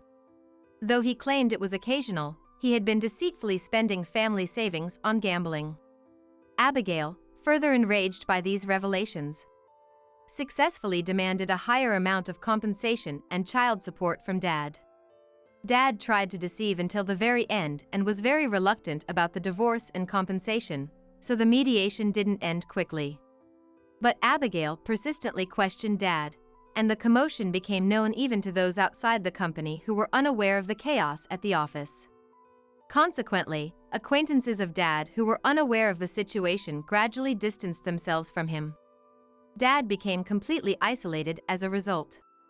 After the divorce, Abigail offered me a part of the compensation as an apology. This might not be enough to make amends, but I hope you'll accept it as an apology for the trouble I've caused. However, since I had kept my revenge against Dad a secret from Mom, I declined the money. Abigail, you're also a victim of Dad, and the children need the money more. Please keep it for them. Mom seemed to have put her past with Dad behind her, so I had no intention of bringing it up again.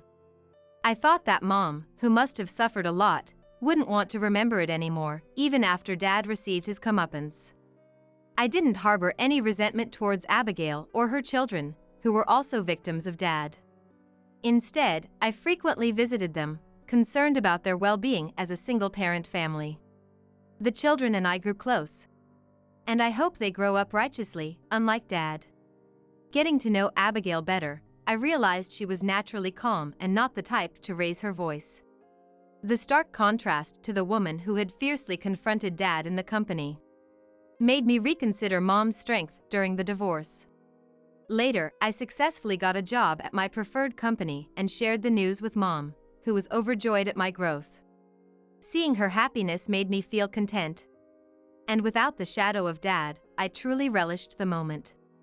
Determined to reduce Mom's burden, I geared up for my new job.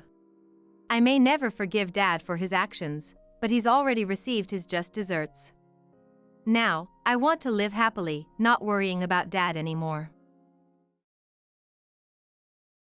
Lazy, Good-for-nothings who don't do housework or cook deserves a divorce. I'll demand $80,000 in compensation. Looking down at me lying in bed, Alexander suddenly blurted that out. Just when I thought he had come home, he's talking about divorce. Calling me useless for not doing housework or cooking. And claiming $80,000 in divorce compensation is absurd. Despite the fact that I've fallen ill due to the stress from Alexander. I had reached my limit with Alexander's unbearable treatment. But my body wouldn't move as I wished, and I couldn't even get up. I didn't want to let things go Alexander's way. With that determination, I forced a smile while still lying down. Fine by me. Alexander, not expecting me to agree to the divorce so easily, had a look of shock spread across his face. There's no turning back now. I'll make him regret all the times he's belittled me. My name is Amelia. I work at an IT company and I am turning 38 this year. Most of my work is remote and my days are busy but fulfilling. There are tough times, but it's a rewarding job. My friends from my student days often say, "It's amazing you can work so hard." It felt good to be respected for being so dedicated to my work. 2 years ago, I even started a family. I married my husband, Alexander. I met Alexander 4 years ago at a busy restaurant downtown, out for dinner with friends. As we were leaving the restaurant and walking. "Excuse me." I was approached from behind. I turned to see who it was. The man wore a shirt and a jacket, the epitome of a capable office worker. "You left this at the restaurant," he said, handing over a mobile phone. Which to my surprise was undoubtedly mine. "I'm sorry, thank you so much." "No problem, glad I made it in time. Hey, would you like to go to a pub with me?" Alexander, relieved to have returned the phone, unexpectedly invited me out. Surprised again, I glanced at my friends who were about to part ways. They gave me a go-ahead smile as if saying, "Please go. If you are okay with me, sure." Actually, I had messed up at work that day and still wanted to talk more. My friend had a date with her boyfriend and couldn't stay out late, so Alexander's invitation was perfect timing. After parting with my friend, I went to a nearby pub with Alexander. That was the beginning with my now husband, Alexander. At the pub, we shared work frustrations and quickly hit it off, feeling as comfortable as if we were old friends. When we left, Alexander asked for my contact. And we started seeing each other, leading to marriage 2 years later. It was surprisingly smooth, even astonishing to me. Considering my focus had always been on work, I was lucky to even get married. That's what I thought at the time. "Amelia, get me some beer," asked Alexander, lounging on the sofa and fiddling with his phone in the living room. I sighed yet again. How many times has it been? I've lost count. It's been 2 years since I married Alexander, and I'm nearing my limit with his sloppiness. Alexander, who works at a well-known bank, always boasts about being an elite and claims that people working at the bank are the most important. I had no idea before marrying that he thought so highly of himself. I knew he was proud of his work, but being constantly reminded is exhausting. "I'm tired of getting it for you. I'm busy, get it yourself." I was working and couldn't cater to Alexander's request, so I refused. Then Alexander, scratching the back of his head, said in annoyance, "You call remote work busy? I had all sorts of tasks at the office today and I'm exhausted." He scolded. "Just because it's remote work doesn't mean it's easy." Even when I retorted, he would shoot back at me with sarcasm. "Anyone can say that. You can take breaks whenever you want." I got tired of arguing back and silently stood up from my chair and reluctantly went shopping. "Here, I bought the beer." Alexander didn't thank me for shopping, nor did he pay for it, just silently taking the beer. Then he was absorbed in his phone again. This is more like master and servant than husband and wife. Why did Alexander marry me? No, why did I marry Alexander? I sighed. It goes without saying that Alexander left all the household chores to me and did none himself. As a dual-income couple, I once suggested we share the chores. Share the chores? Don't joke. You're always home, Amelia. It's only natural for you to do them. He laughed it off.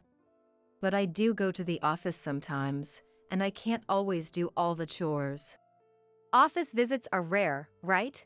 Hire a housekeeper for those days. Alexander stubbornly refused to do any chores. He belittles my job as easy, rushing me to finish the chores, and yet often seeks physical intimacy at night. However, there's no sign of us having children. If there's a reason, it's probably me. I've heard women in their late 30s have a harder time conceiving. I thought if we couldn't have children, we should enjoy our marriage, but Alexander seemed unhappy. Can't even have kids, what's the point of marriage? He said dismissively, and I was infuriated. He's useless at home himself. I doubt he's really competent at his job. A truly capable person manages personal affairs well and easily handles household chores. I had my doubts about Alexander's work performance.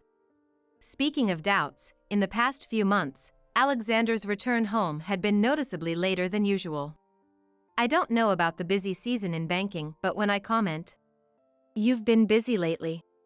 Unlike you, my job is tough," he would just respond so and nothing else. Suspicion was inevitable when he continued coming home past midnight for months. I naturally suspected infidelity. One night, Alexander came home late as usual and collapsed at the entrance. Approaching him, he seemed too drunk to stand. With his eyes closing, he was about to lose consciousness. Sighing, I moved to unfasten his tie, and then Alexander muttered, "Hold up, Victoria. Come on, just a little longer?" Hearing that sweet, melting tone, I was shocked. "Victoria? Who's that?" Whether it was sleep talk or drunken confusion, Alexander simply fell into a comfortable sleep. Now seriously suspicious, I installed cameras around the house. Next week, I'll be away on a business trip for the weekend. If Alexander is cheating, it's the perfect opportunity to bring his lover home while I'm away. Of course, there's no certainty he'll bring someone home, but it would be evidence if he did. That's why I installed the cameras. A week later, with an oblivious face, I said, "Well then, I'm off on my business trip." To which Alexander waved smiling. "Have a good trip." His face looked too happy, and it angered me.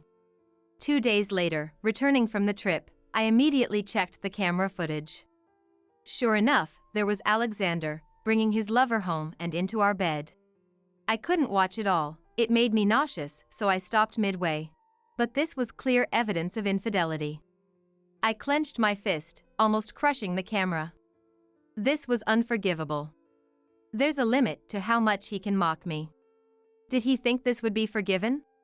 Once it was certain Alexander was cheating, I was filled with anger and sadness. Afterward, each time Alexander insulted me about the food or the dirty floor, my stress built up. I was contemplating when to tell him about the divorce, but my work suddenly got busier and I lost the right timing. Eventually, overwhelmed by work and household chores, my body couldn't keep up. One day, I suddenly collapsed with a high fever. I took the day off work. Of course, I couldn't do any housework either.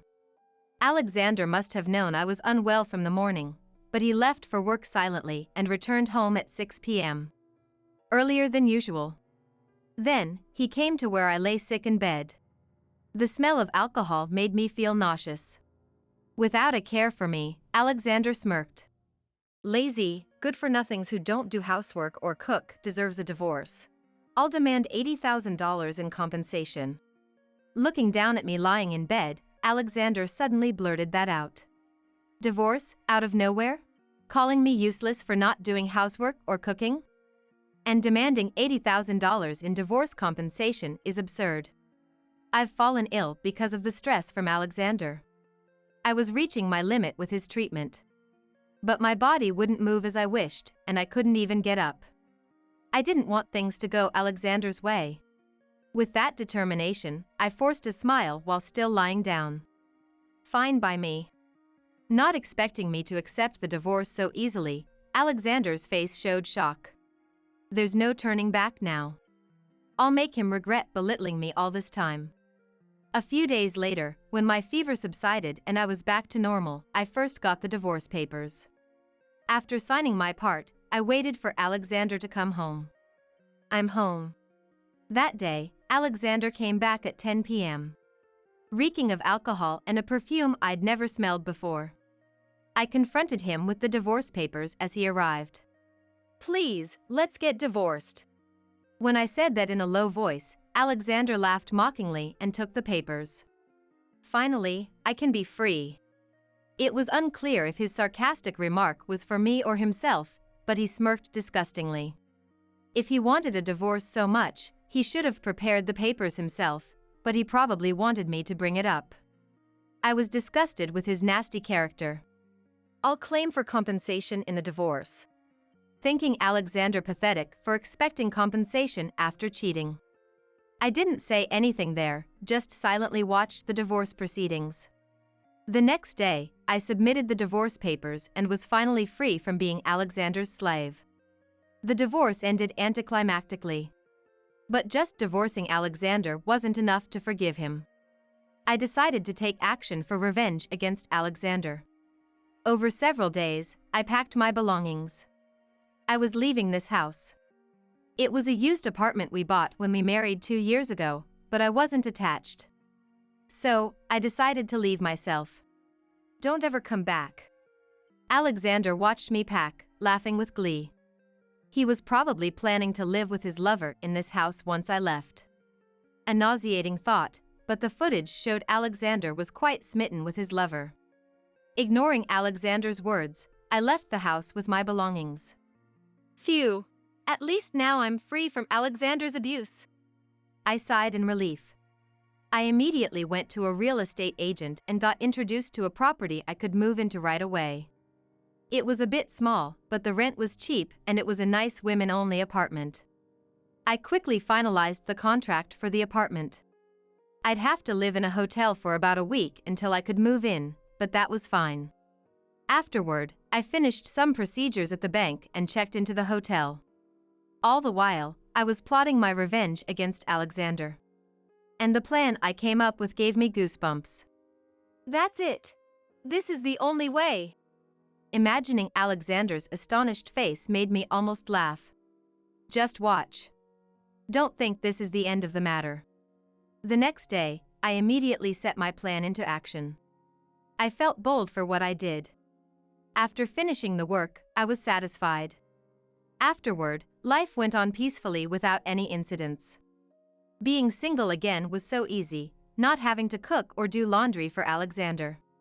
I regretted not divorcing him sooner. A month later, I got a call in the middle of the night. Woken up by my mobile phone's ringtone, I wondered who it could be at this hour and saw it was Alexander.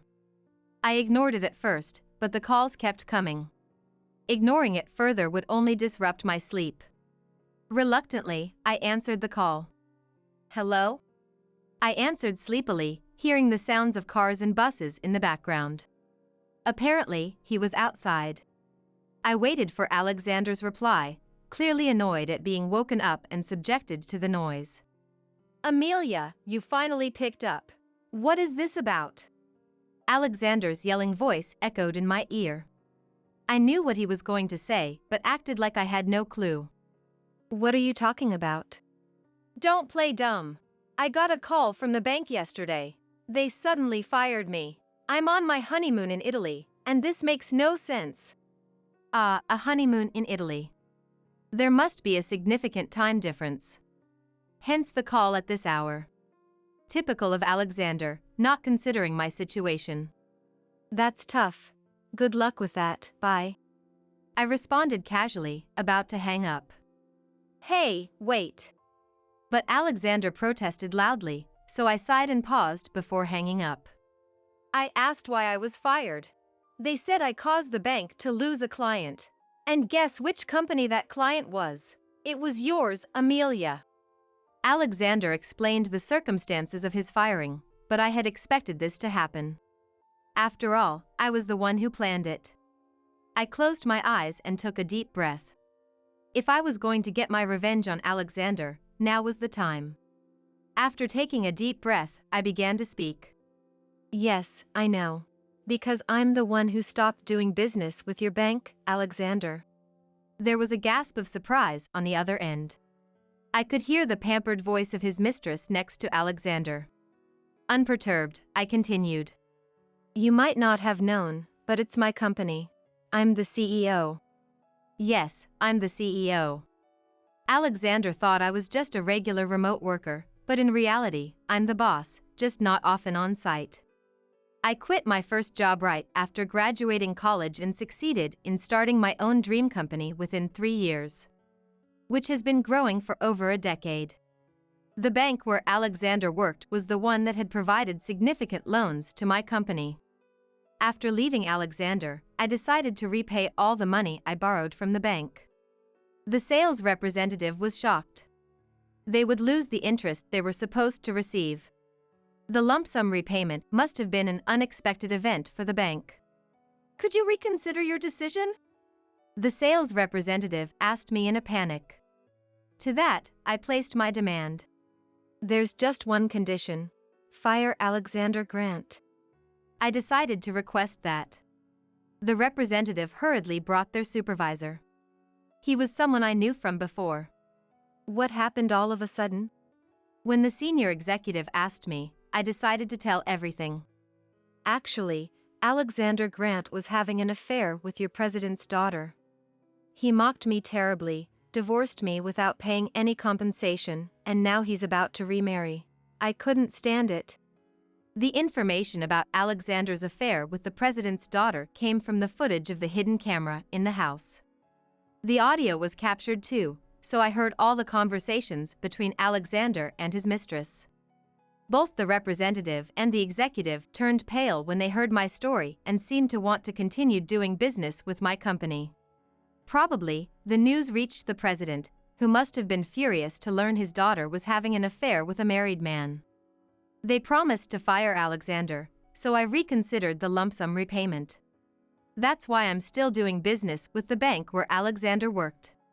I knew about Alexander's firing even before he told me over the phone. You're the dishonest one.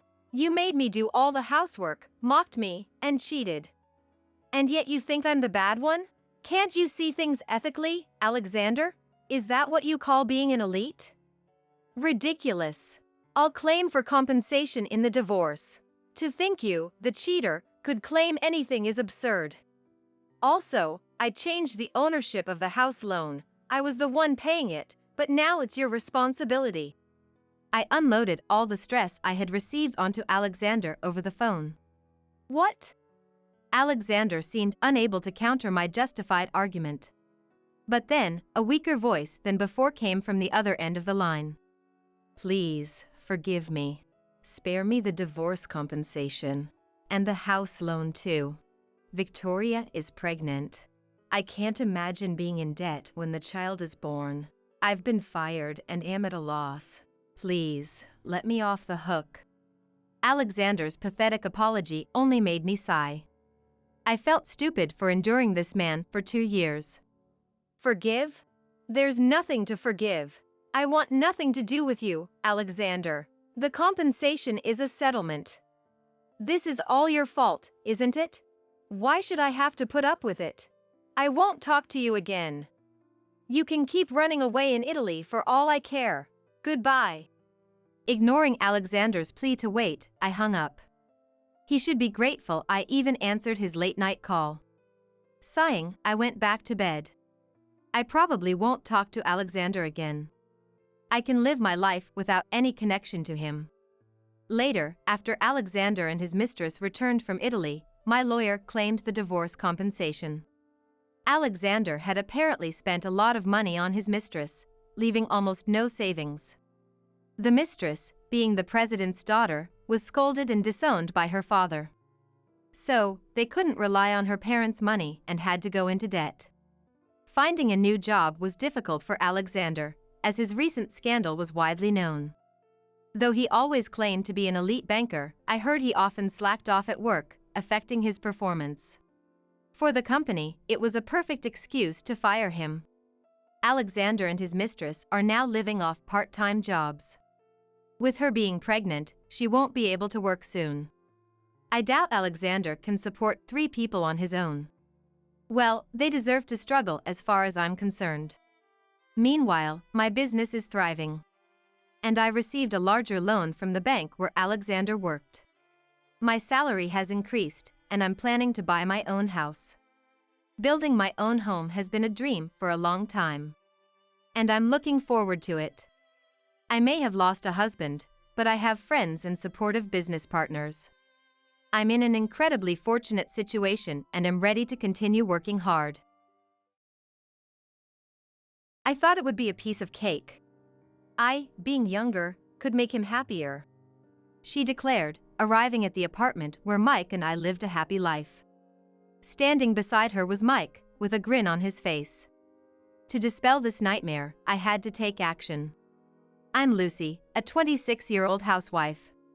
My husband, Mike, is 28 and works in sales at a printing company. I'm currently working part-time at a bookstore. Before getting married, I did various temp jobs and worked as a temporary government employee. But after marriage, I chose to work part-time.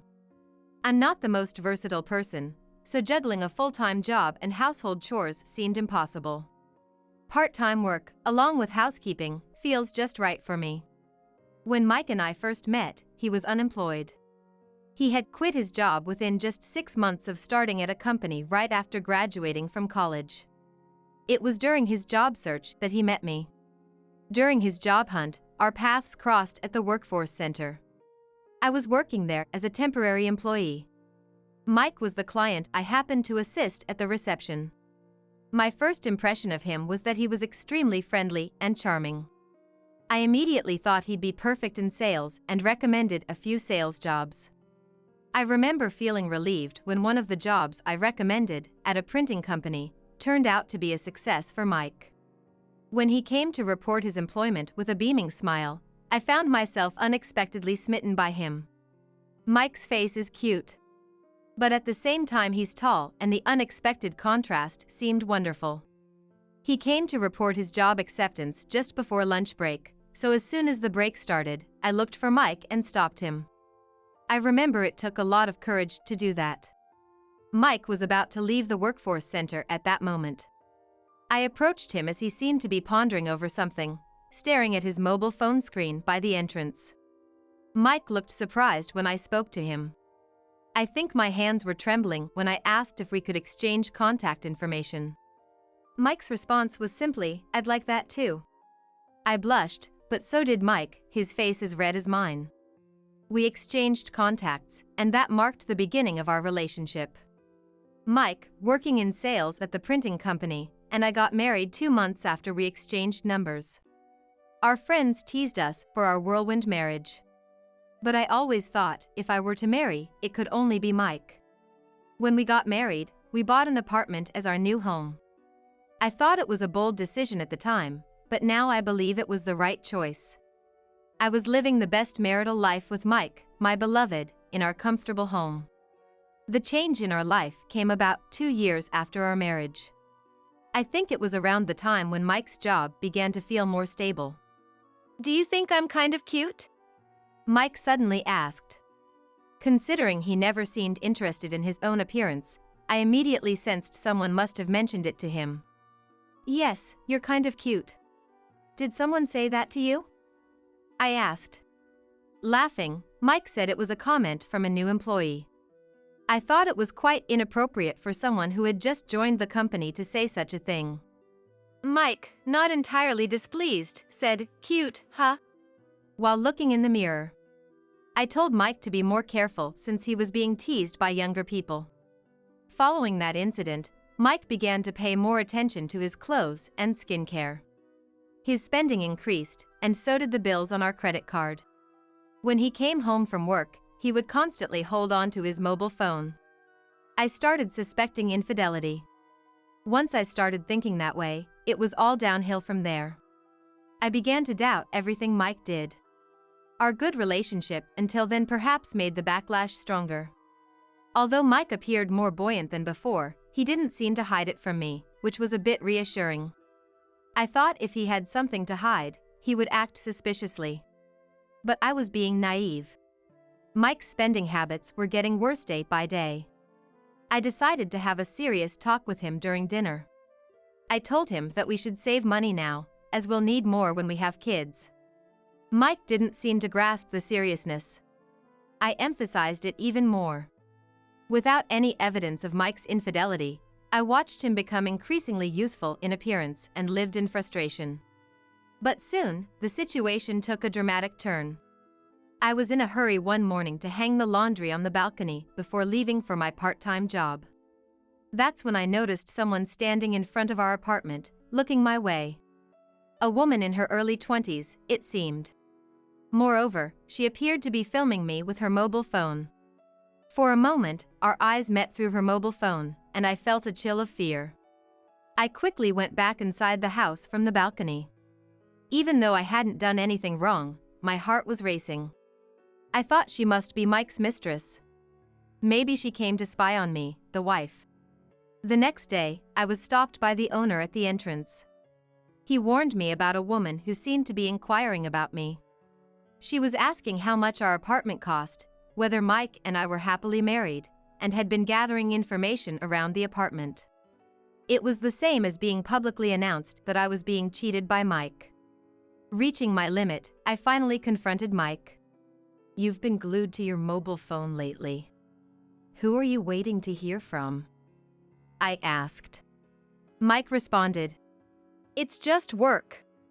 I told him about the encounter with the apartment owner, pretending not to know. "There seems to be a woman snooping around our home. Do you know anything about this?" Mike's hand, holding his phone, began to tremble slightly. Sweat appeared on his forehead, even though it wasn't hot. Just as I was about to press him further, the intercom rang. I answered it, reluctantly, and there she was, the woman, smiling on the screen. I was momentarily stunned. "She's a client of mine. She has something to discuss with you," Mike said. He unlocked the door and welcomed her in. The woman who appeared at the door seemed younger than I had imagined. Almost like a high school student. She was introduced as an office worker dispatched to Mike's company. She held Mike's hand, smiling broadly, and her lack of common sense startled me. Then she declared, "I'm dating Mike." To me. And then she announced to me. While I stood there, stunned, the two of them looked at each other and laughed. Holding each other's hands. "You're less important to me than she is. I want to start over with Betty," Mike said, sounding like a victim. I felt my blood boil at his words. The two seemed to be reveling in their own tragedy, and Betty was even shedding tears as she looked at me. Mike then hurled cruel words at me. He said our marriage was a mistake, that it was too hasty, and we hadn't thought it through. Finally, he even said he thought it was a mistake to have loved me. He claimed he became his true self thanks to her. His words, like poison, made me feel dizzy. However, I sensed Mike was avoiding a decisive statement. He didn't want to be the one to say divorce. I could feel the two of them waiting for me to bring it up. "Fine. I don't want anything. Let's get divorced," I said, raising my hands in surrender. Mike relaxed his shoulders in relief at my words. Betty looked at Mike with joy. "Thank you. I thought it would be easy since you looked older than Mike described. It's only natural for someone younger like me to make Mike happier. It's right for you to step aside," Betty said, without a hint of malice. Maybe she really didn't mean any harm. But to the one hearing it, those words could only be taken as malicious. I was incredibly irritated. Our marriage was quick, but the divorce proceedings were even quicker. I spent an unbelievable day filing for divorce with Mike's mistress, Betty. Now that the divorce papers are filed, technically, Mike and I are strangers to each other. The buoyant couple apparently reserved a luxury hotel for tonight.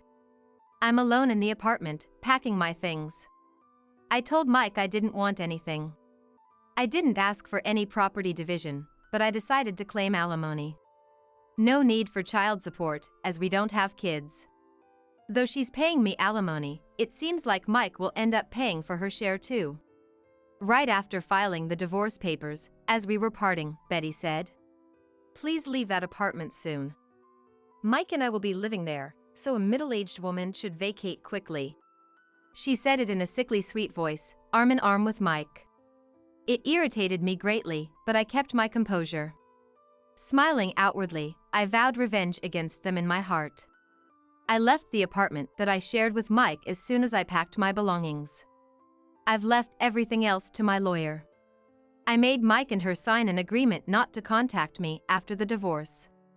I almost laughed, remembering how happily they signed it.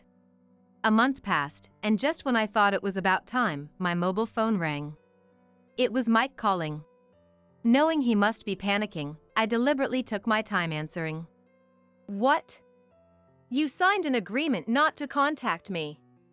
"I don't want to hear from you now," I said. "What do you mean? $2,000 a month for the apartment? $1,500 for credit repayments? How am I supposed to pay this every month?" Mike must be holding the credit statement and the apartment payment request right now. I always managed our finances during our marriage. I was in charge of the account into which Mike's salary was deposited. When we decided to buy the apartment, Mike showed no interest in the monthly repayments. How much did he think we needed each month? Mike's take-home pay is about $1,700. It's not an amount he can afford to pay every month. "That's why I kept telling you not to waste money," I said. "But we were supposed to be living off my salary.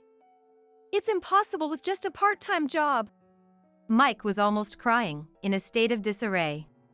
His life was turned upside down. Indeed, I have a part-time job. But unknown to Mike, I had another job. I've been blogging about my daily life and have continued streaming since before we got married. Mike didn't know, but I've also published a book. I earn more than Mike's salary every month. The part-time job was just for show. Mike was under the illusion that he was covering all expenses with his salary. I relinquished my rights to the property and handed over the apartment to Mike for this reason. Alimony from Mike, covering Betty's alimony, the remaining credit payments, and monthly apartment installments.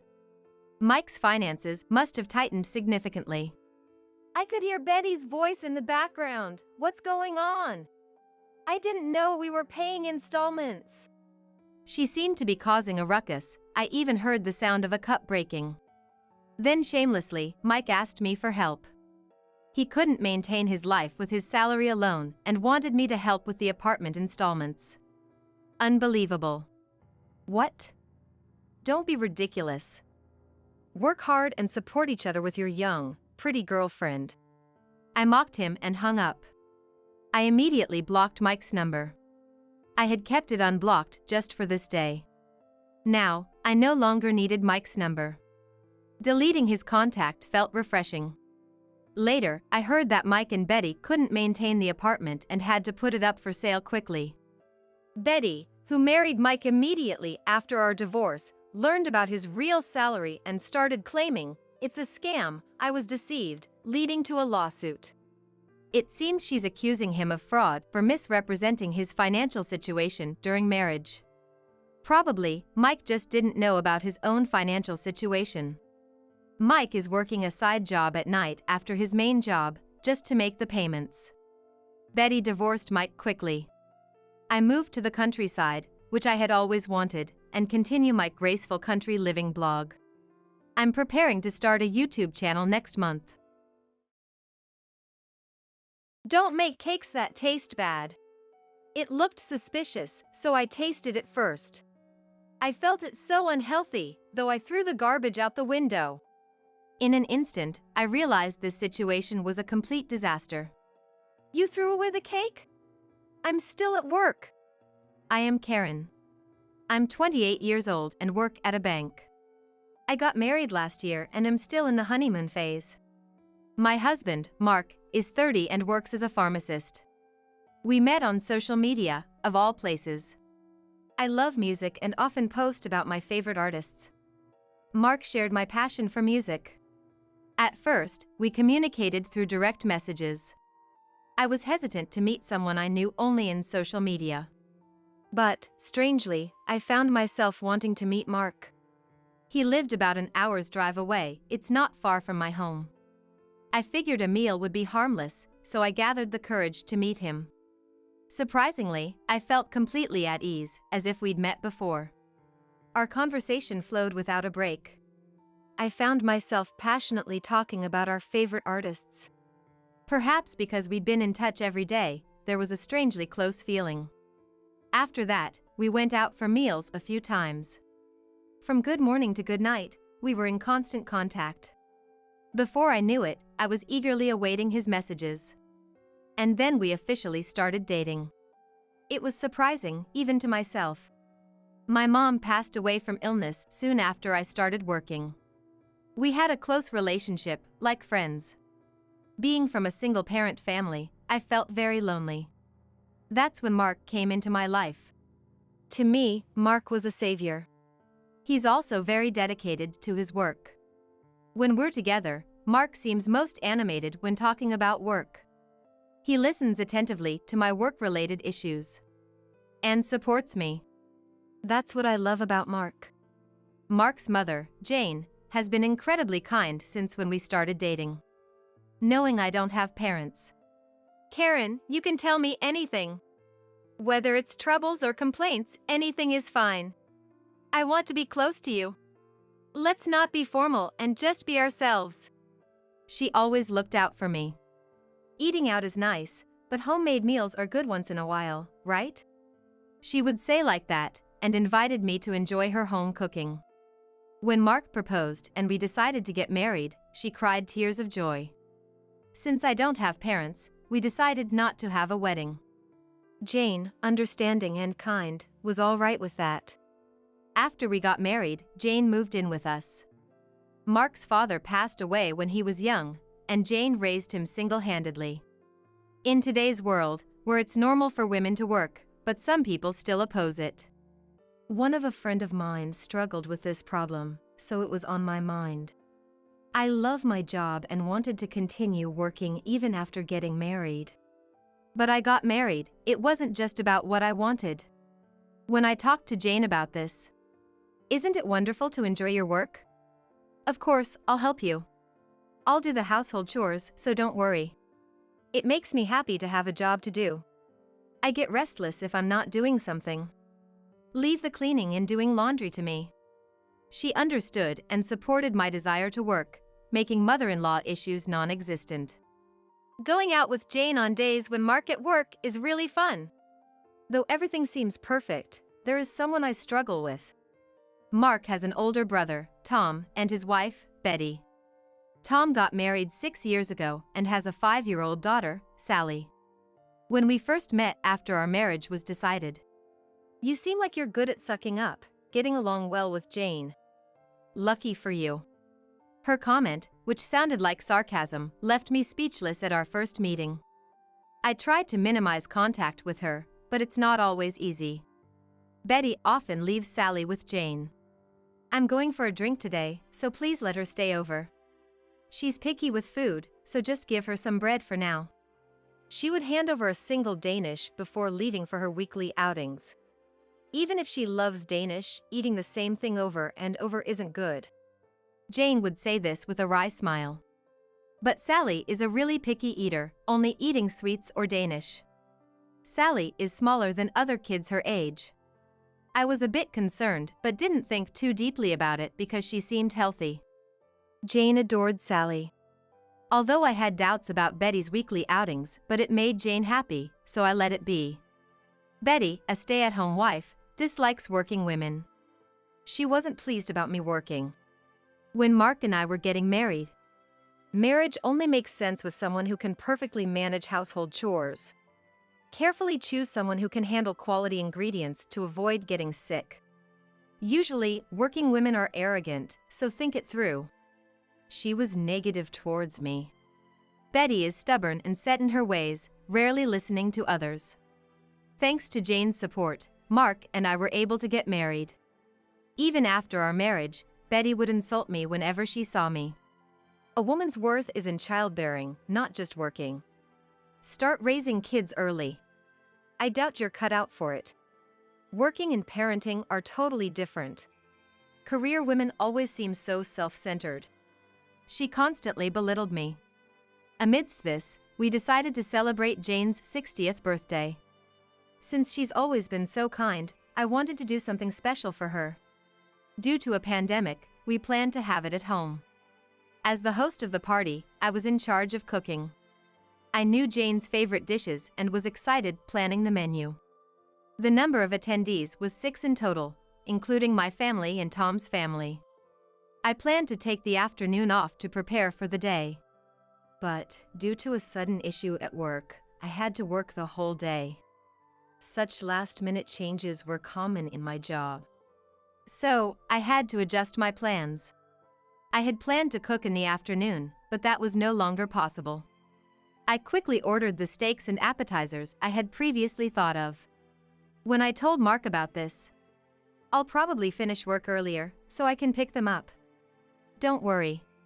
The steak will be a hit." I was relieved that we could start at the planned time. I was also planning a surprise, which made me smile just thinking about it. Just as I was about to finish work, I received a call. It was from Betty. She rarely made a phone calls, so I wondered what was up. She sounded in a bad mood. "Hey, Karen, where are you for Jane's 60th birthday celebration? Get ready quickly. You said you were in charge of cooking, but I bet you haven't done anything. I only feed my child with organic products, so don't buy anything weird. Make sure the dishes are photogenic. And where's the key? I can't get in." She was aggressive right from the start. With so many complaints, I didn't know what to respond to first. But I wasn't late. There was still over an hour until the meeting time, but she acted as if I was delaying things. Also as the food, but all expenses were on us. So she really wasn't in a position to complain. "Betty, aren't you come a bit early? There's no one at home right now. Mark will be home soon, so you can ask him then let you in." Her voice sounded as irritated because she wanted to get into the house early.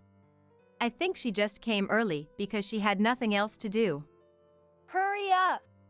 Waiting in this heat is like telling to get heat stroke," she said. "Please wait in your car to avoid the heat. It won't be much longer." "Sorry." After I said this, "Hurry up! I don't want to waste gas." And she hung up abruptly. It seemed she was upset because Jane happened to be out and nobody was home. I contacted to Mark, and he said he was almost home, so I left her to him. The thought of going back was daunting. Because of worrying about Betty's behavior, I decided to call Mark before heading home to check on things. Then, I learned that Sally was happily playing in a plastic pool Jane had set up at home. Just as I was about to head back, relieved, but I received another call from Betty. Apprehensively, I answered, only to hear, "Don't make cakes that taste bad." It looked suspicious, so I tasted it first. I felt it so unhealthy, though I threw the garbage out the window. In an instant, I realized this situation was a complete disaster. "Did you throw away the cake?" "I'm still at work, and I didn't make that cake." Turns out, she had thrown the cake out the window. Hearing this fact, I panicked. The cake was actually the highlight of the day, a surprise cake for Jane. Moreover, someone had painstakingly made it for her. Betty refused to believe that I hadn't made it. "Huh? I can't believe someone who cooks regularly would make a cake like that. I was shocked you were planning to serve it. Shame on you." And she completely refused to believe it. I decided to rush home to assess the situation. Then, I heard Sally crying over the phone. The worst possible turn of events. Apparently, the cake had fallen where Tom and Sally were playing outside. The cake was a surprise that Tom and Sally had made for Jane the day before. Originally, I had planned to make the cake. While talking to Mark, I learned Sally was enjoying helping out in the kitchen. Thinking it would be special, I suggested to Tom that Sally could help make the cake, to which he agreed enthusiastically. Unfortunately, Betty was out at the time and unaware of this. It was a plan to make Jane feel extra special with a cake made by her beloved Sally. Sally's crying was getting louder on the phone. Unable to stay put, I hurried to go home. When I arrived, the atmosphere was tense. Tom was normally calm, but was raising his voice. Regardless of who made it, it's not right to just throw it away. And who opens the fridge in someone else's house as they please? Don't you have any common sense? To this, Betty responded, I just didn't want Sally to eat something strange. Food is important.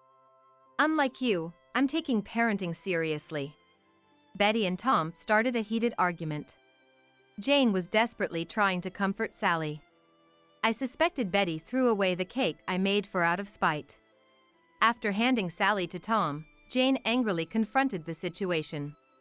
How can you do something like this? This is not what adults do. Even children understand that. And what's this about organic? Feeding her only Danish all the time is not healthy. She needs a varied diet. Sally is the one suffering. This was the first time I saw Jane was angry. I was shocked. But she voiced everything I couldn't say. Despite Betty was unyielding. She's just picky. What's wrong with letting her eat Danish she likes? If I'm going to be criticized for every little thing, I won't bother leaving her with you anymore. I thought I was doing you a favor since you're always so free. Tom couldn't stay silent. Doing you a favor? Sally had been taken care of, isn't her? You're out every week, and is it your right attitude? Tom was right. I knew Jane sometimes canceled her plans for Sally. Realizing Betty brought her over with such intentions made me feel sorry for Sally. Jane couldn't stay quiet either. What do you think Sally is? Aren't you her mother? It's not okay to leave your child every week to have fun. Have you ever really thought about her picky eating? It won't get better by ignoring it. She barely plays outside, right? Her skin is so pale in the summer. Betty was furious at this. Girls should have white skin, and being small is cuter. Playing outside would make me tan too. It's just a cake, and you're blowing this out of proportion. You guys are creepy family. I had been silent about something until now. Betty had frequently harassed me. For example, she secretly added a lot of salt to the food I made, making it too much salty. And some of the accessories I bought during my single days disappeared from our house. I seized the moment to reveal everything. Betty became quiet and embarrassed. Tom was shocked and kept apologizing. The atmosphere was far from celebratory.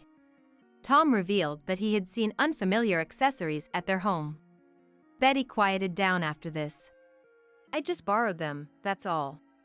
You're making a big deal out of nothing. Betty's excuses were painfully inadequate. Then, Sally spoke up. Mom, it's not nice to be mean. If you want something from a friend, you have to ask. My kindergarten teacher said so. If you make a mistake, just say sorry and you can be friends again. If you made a mistake, Mom, just say sorry and it'll be okay. Everyone was instantly soothed by Sally's words. Tom and his family understandably felt uncomfortable. Tom then said, Maybe we should go home today. He suggested. But I knew leaving now wouldn't be good. It would make it awkward next time. I insisted they stay. I didn't want this milestone birthday party to end on a sour note. I hurried to the fridge. I thought about what I could make with the leftovers from yesterday. Luckily, there was still cream and fruit. There was still time. I quickly shifted to hosting a crepe party. We had appetizers and steaks, too. I invited Sally to help me for making crepes. Sally was in a great mood again. Everyone was soothed by her cheerfulness, which helped them reset their emotions. The 60th birthday party for Jane finally started. Betty looked uncomfortable, but today was about celebrating Jane. We all enjoyed steaks, gave presents, and ate crepes. Sally's cheerful demeanor was soothing to everyone. Children are angels, really. I later learned that Betty had been quite domineering at home too. Since that incident, she had become much more subdued. In a way, it was a good opportunity, I think. This incident shed light on aspects that were previously unseen. Betty had a habit of overspending, indulging in daily lunches with her friends. Tom confronted her and learned everything. As a result, Tom took over managing their finances, which put an end to her extravagant spending. With less to do at home, Tom encouraged her to start a part-time job. It seemed she's finally feeling the challenges of working outside. It had been a long time since she had worked outside. At her part-time job, a veteran employee told her, "Someone with such a long break is not useful. It's not worth the hourly wage if you can't learn quickly. Get up to speed and become competent." It appeared she was being trained quite rigorously. When she returns home unable to do much because of exhausted. Naturally, she's not making homemade organic meals anymore. Their reliance on prepared food from supermarkets were increased. However, there was a positive side to this change. Sally started eating a lot more. She was no longer interested in Danish, but in hamburgers, pizzas, and chicken tenders. It seems she had never enjoyed such kid-friendly meals before. Children generally don't favor organic or low-carb diets. Now, Sally says, "For my birthday, I want to eat store-bought hamburgers and fried chicken." Her appetite has improved. While junk food isn't great every day, but enjoying what you eat is important. Enjoying food is also a part of food education. Betty used to post about her organic dishes on social media. They were always stylishly presented, regardless of taste. But after this incident, she stopped doing that. It seems she was seeking validation through social media likes. It's the best for being stopped. She's lucky she didn't end up in divorced. Since that day, Betty has awkwardly stopped visiting. Now, Tom brings Sally over by himself. Sally seemed more relaxed and free, even enjoying snacks now. She appeared noticeably brighter and happier. And Jane is also happy to see the peace. As for us, we continue to live happily with Jane. And now, I'm expecting our first child. The whole family is overjoyed. We're all busy preparing baby items for the new addition. I hope we continue to live as a happy family.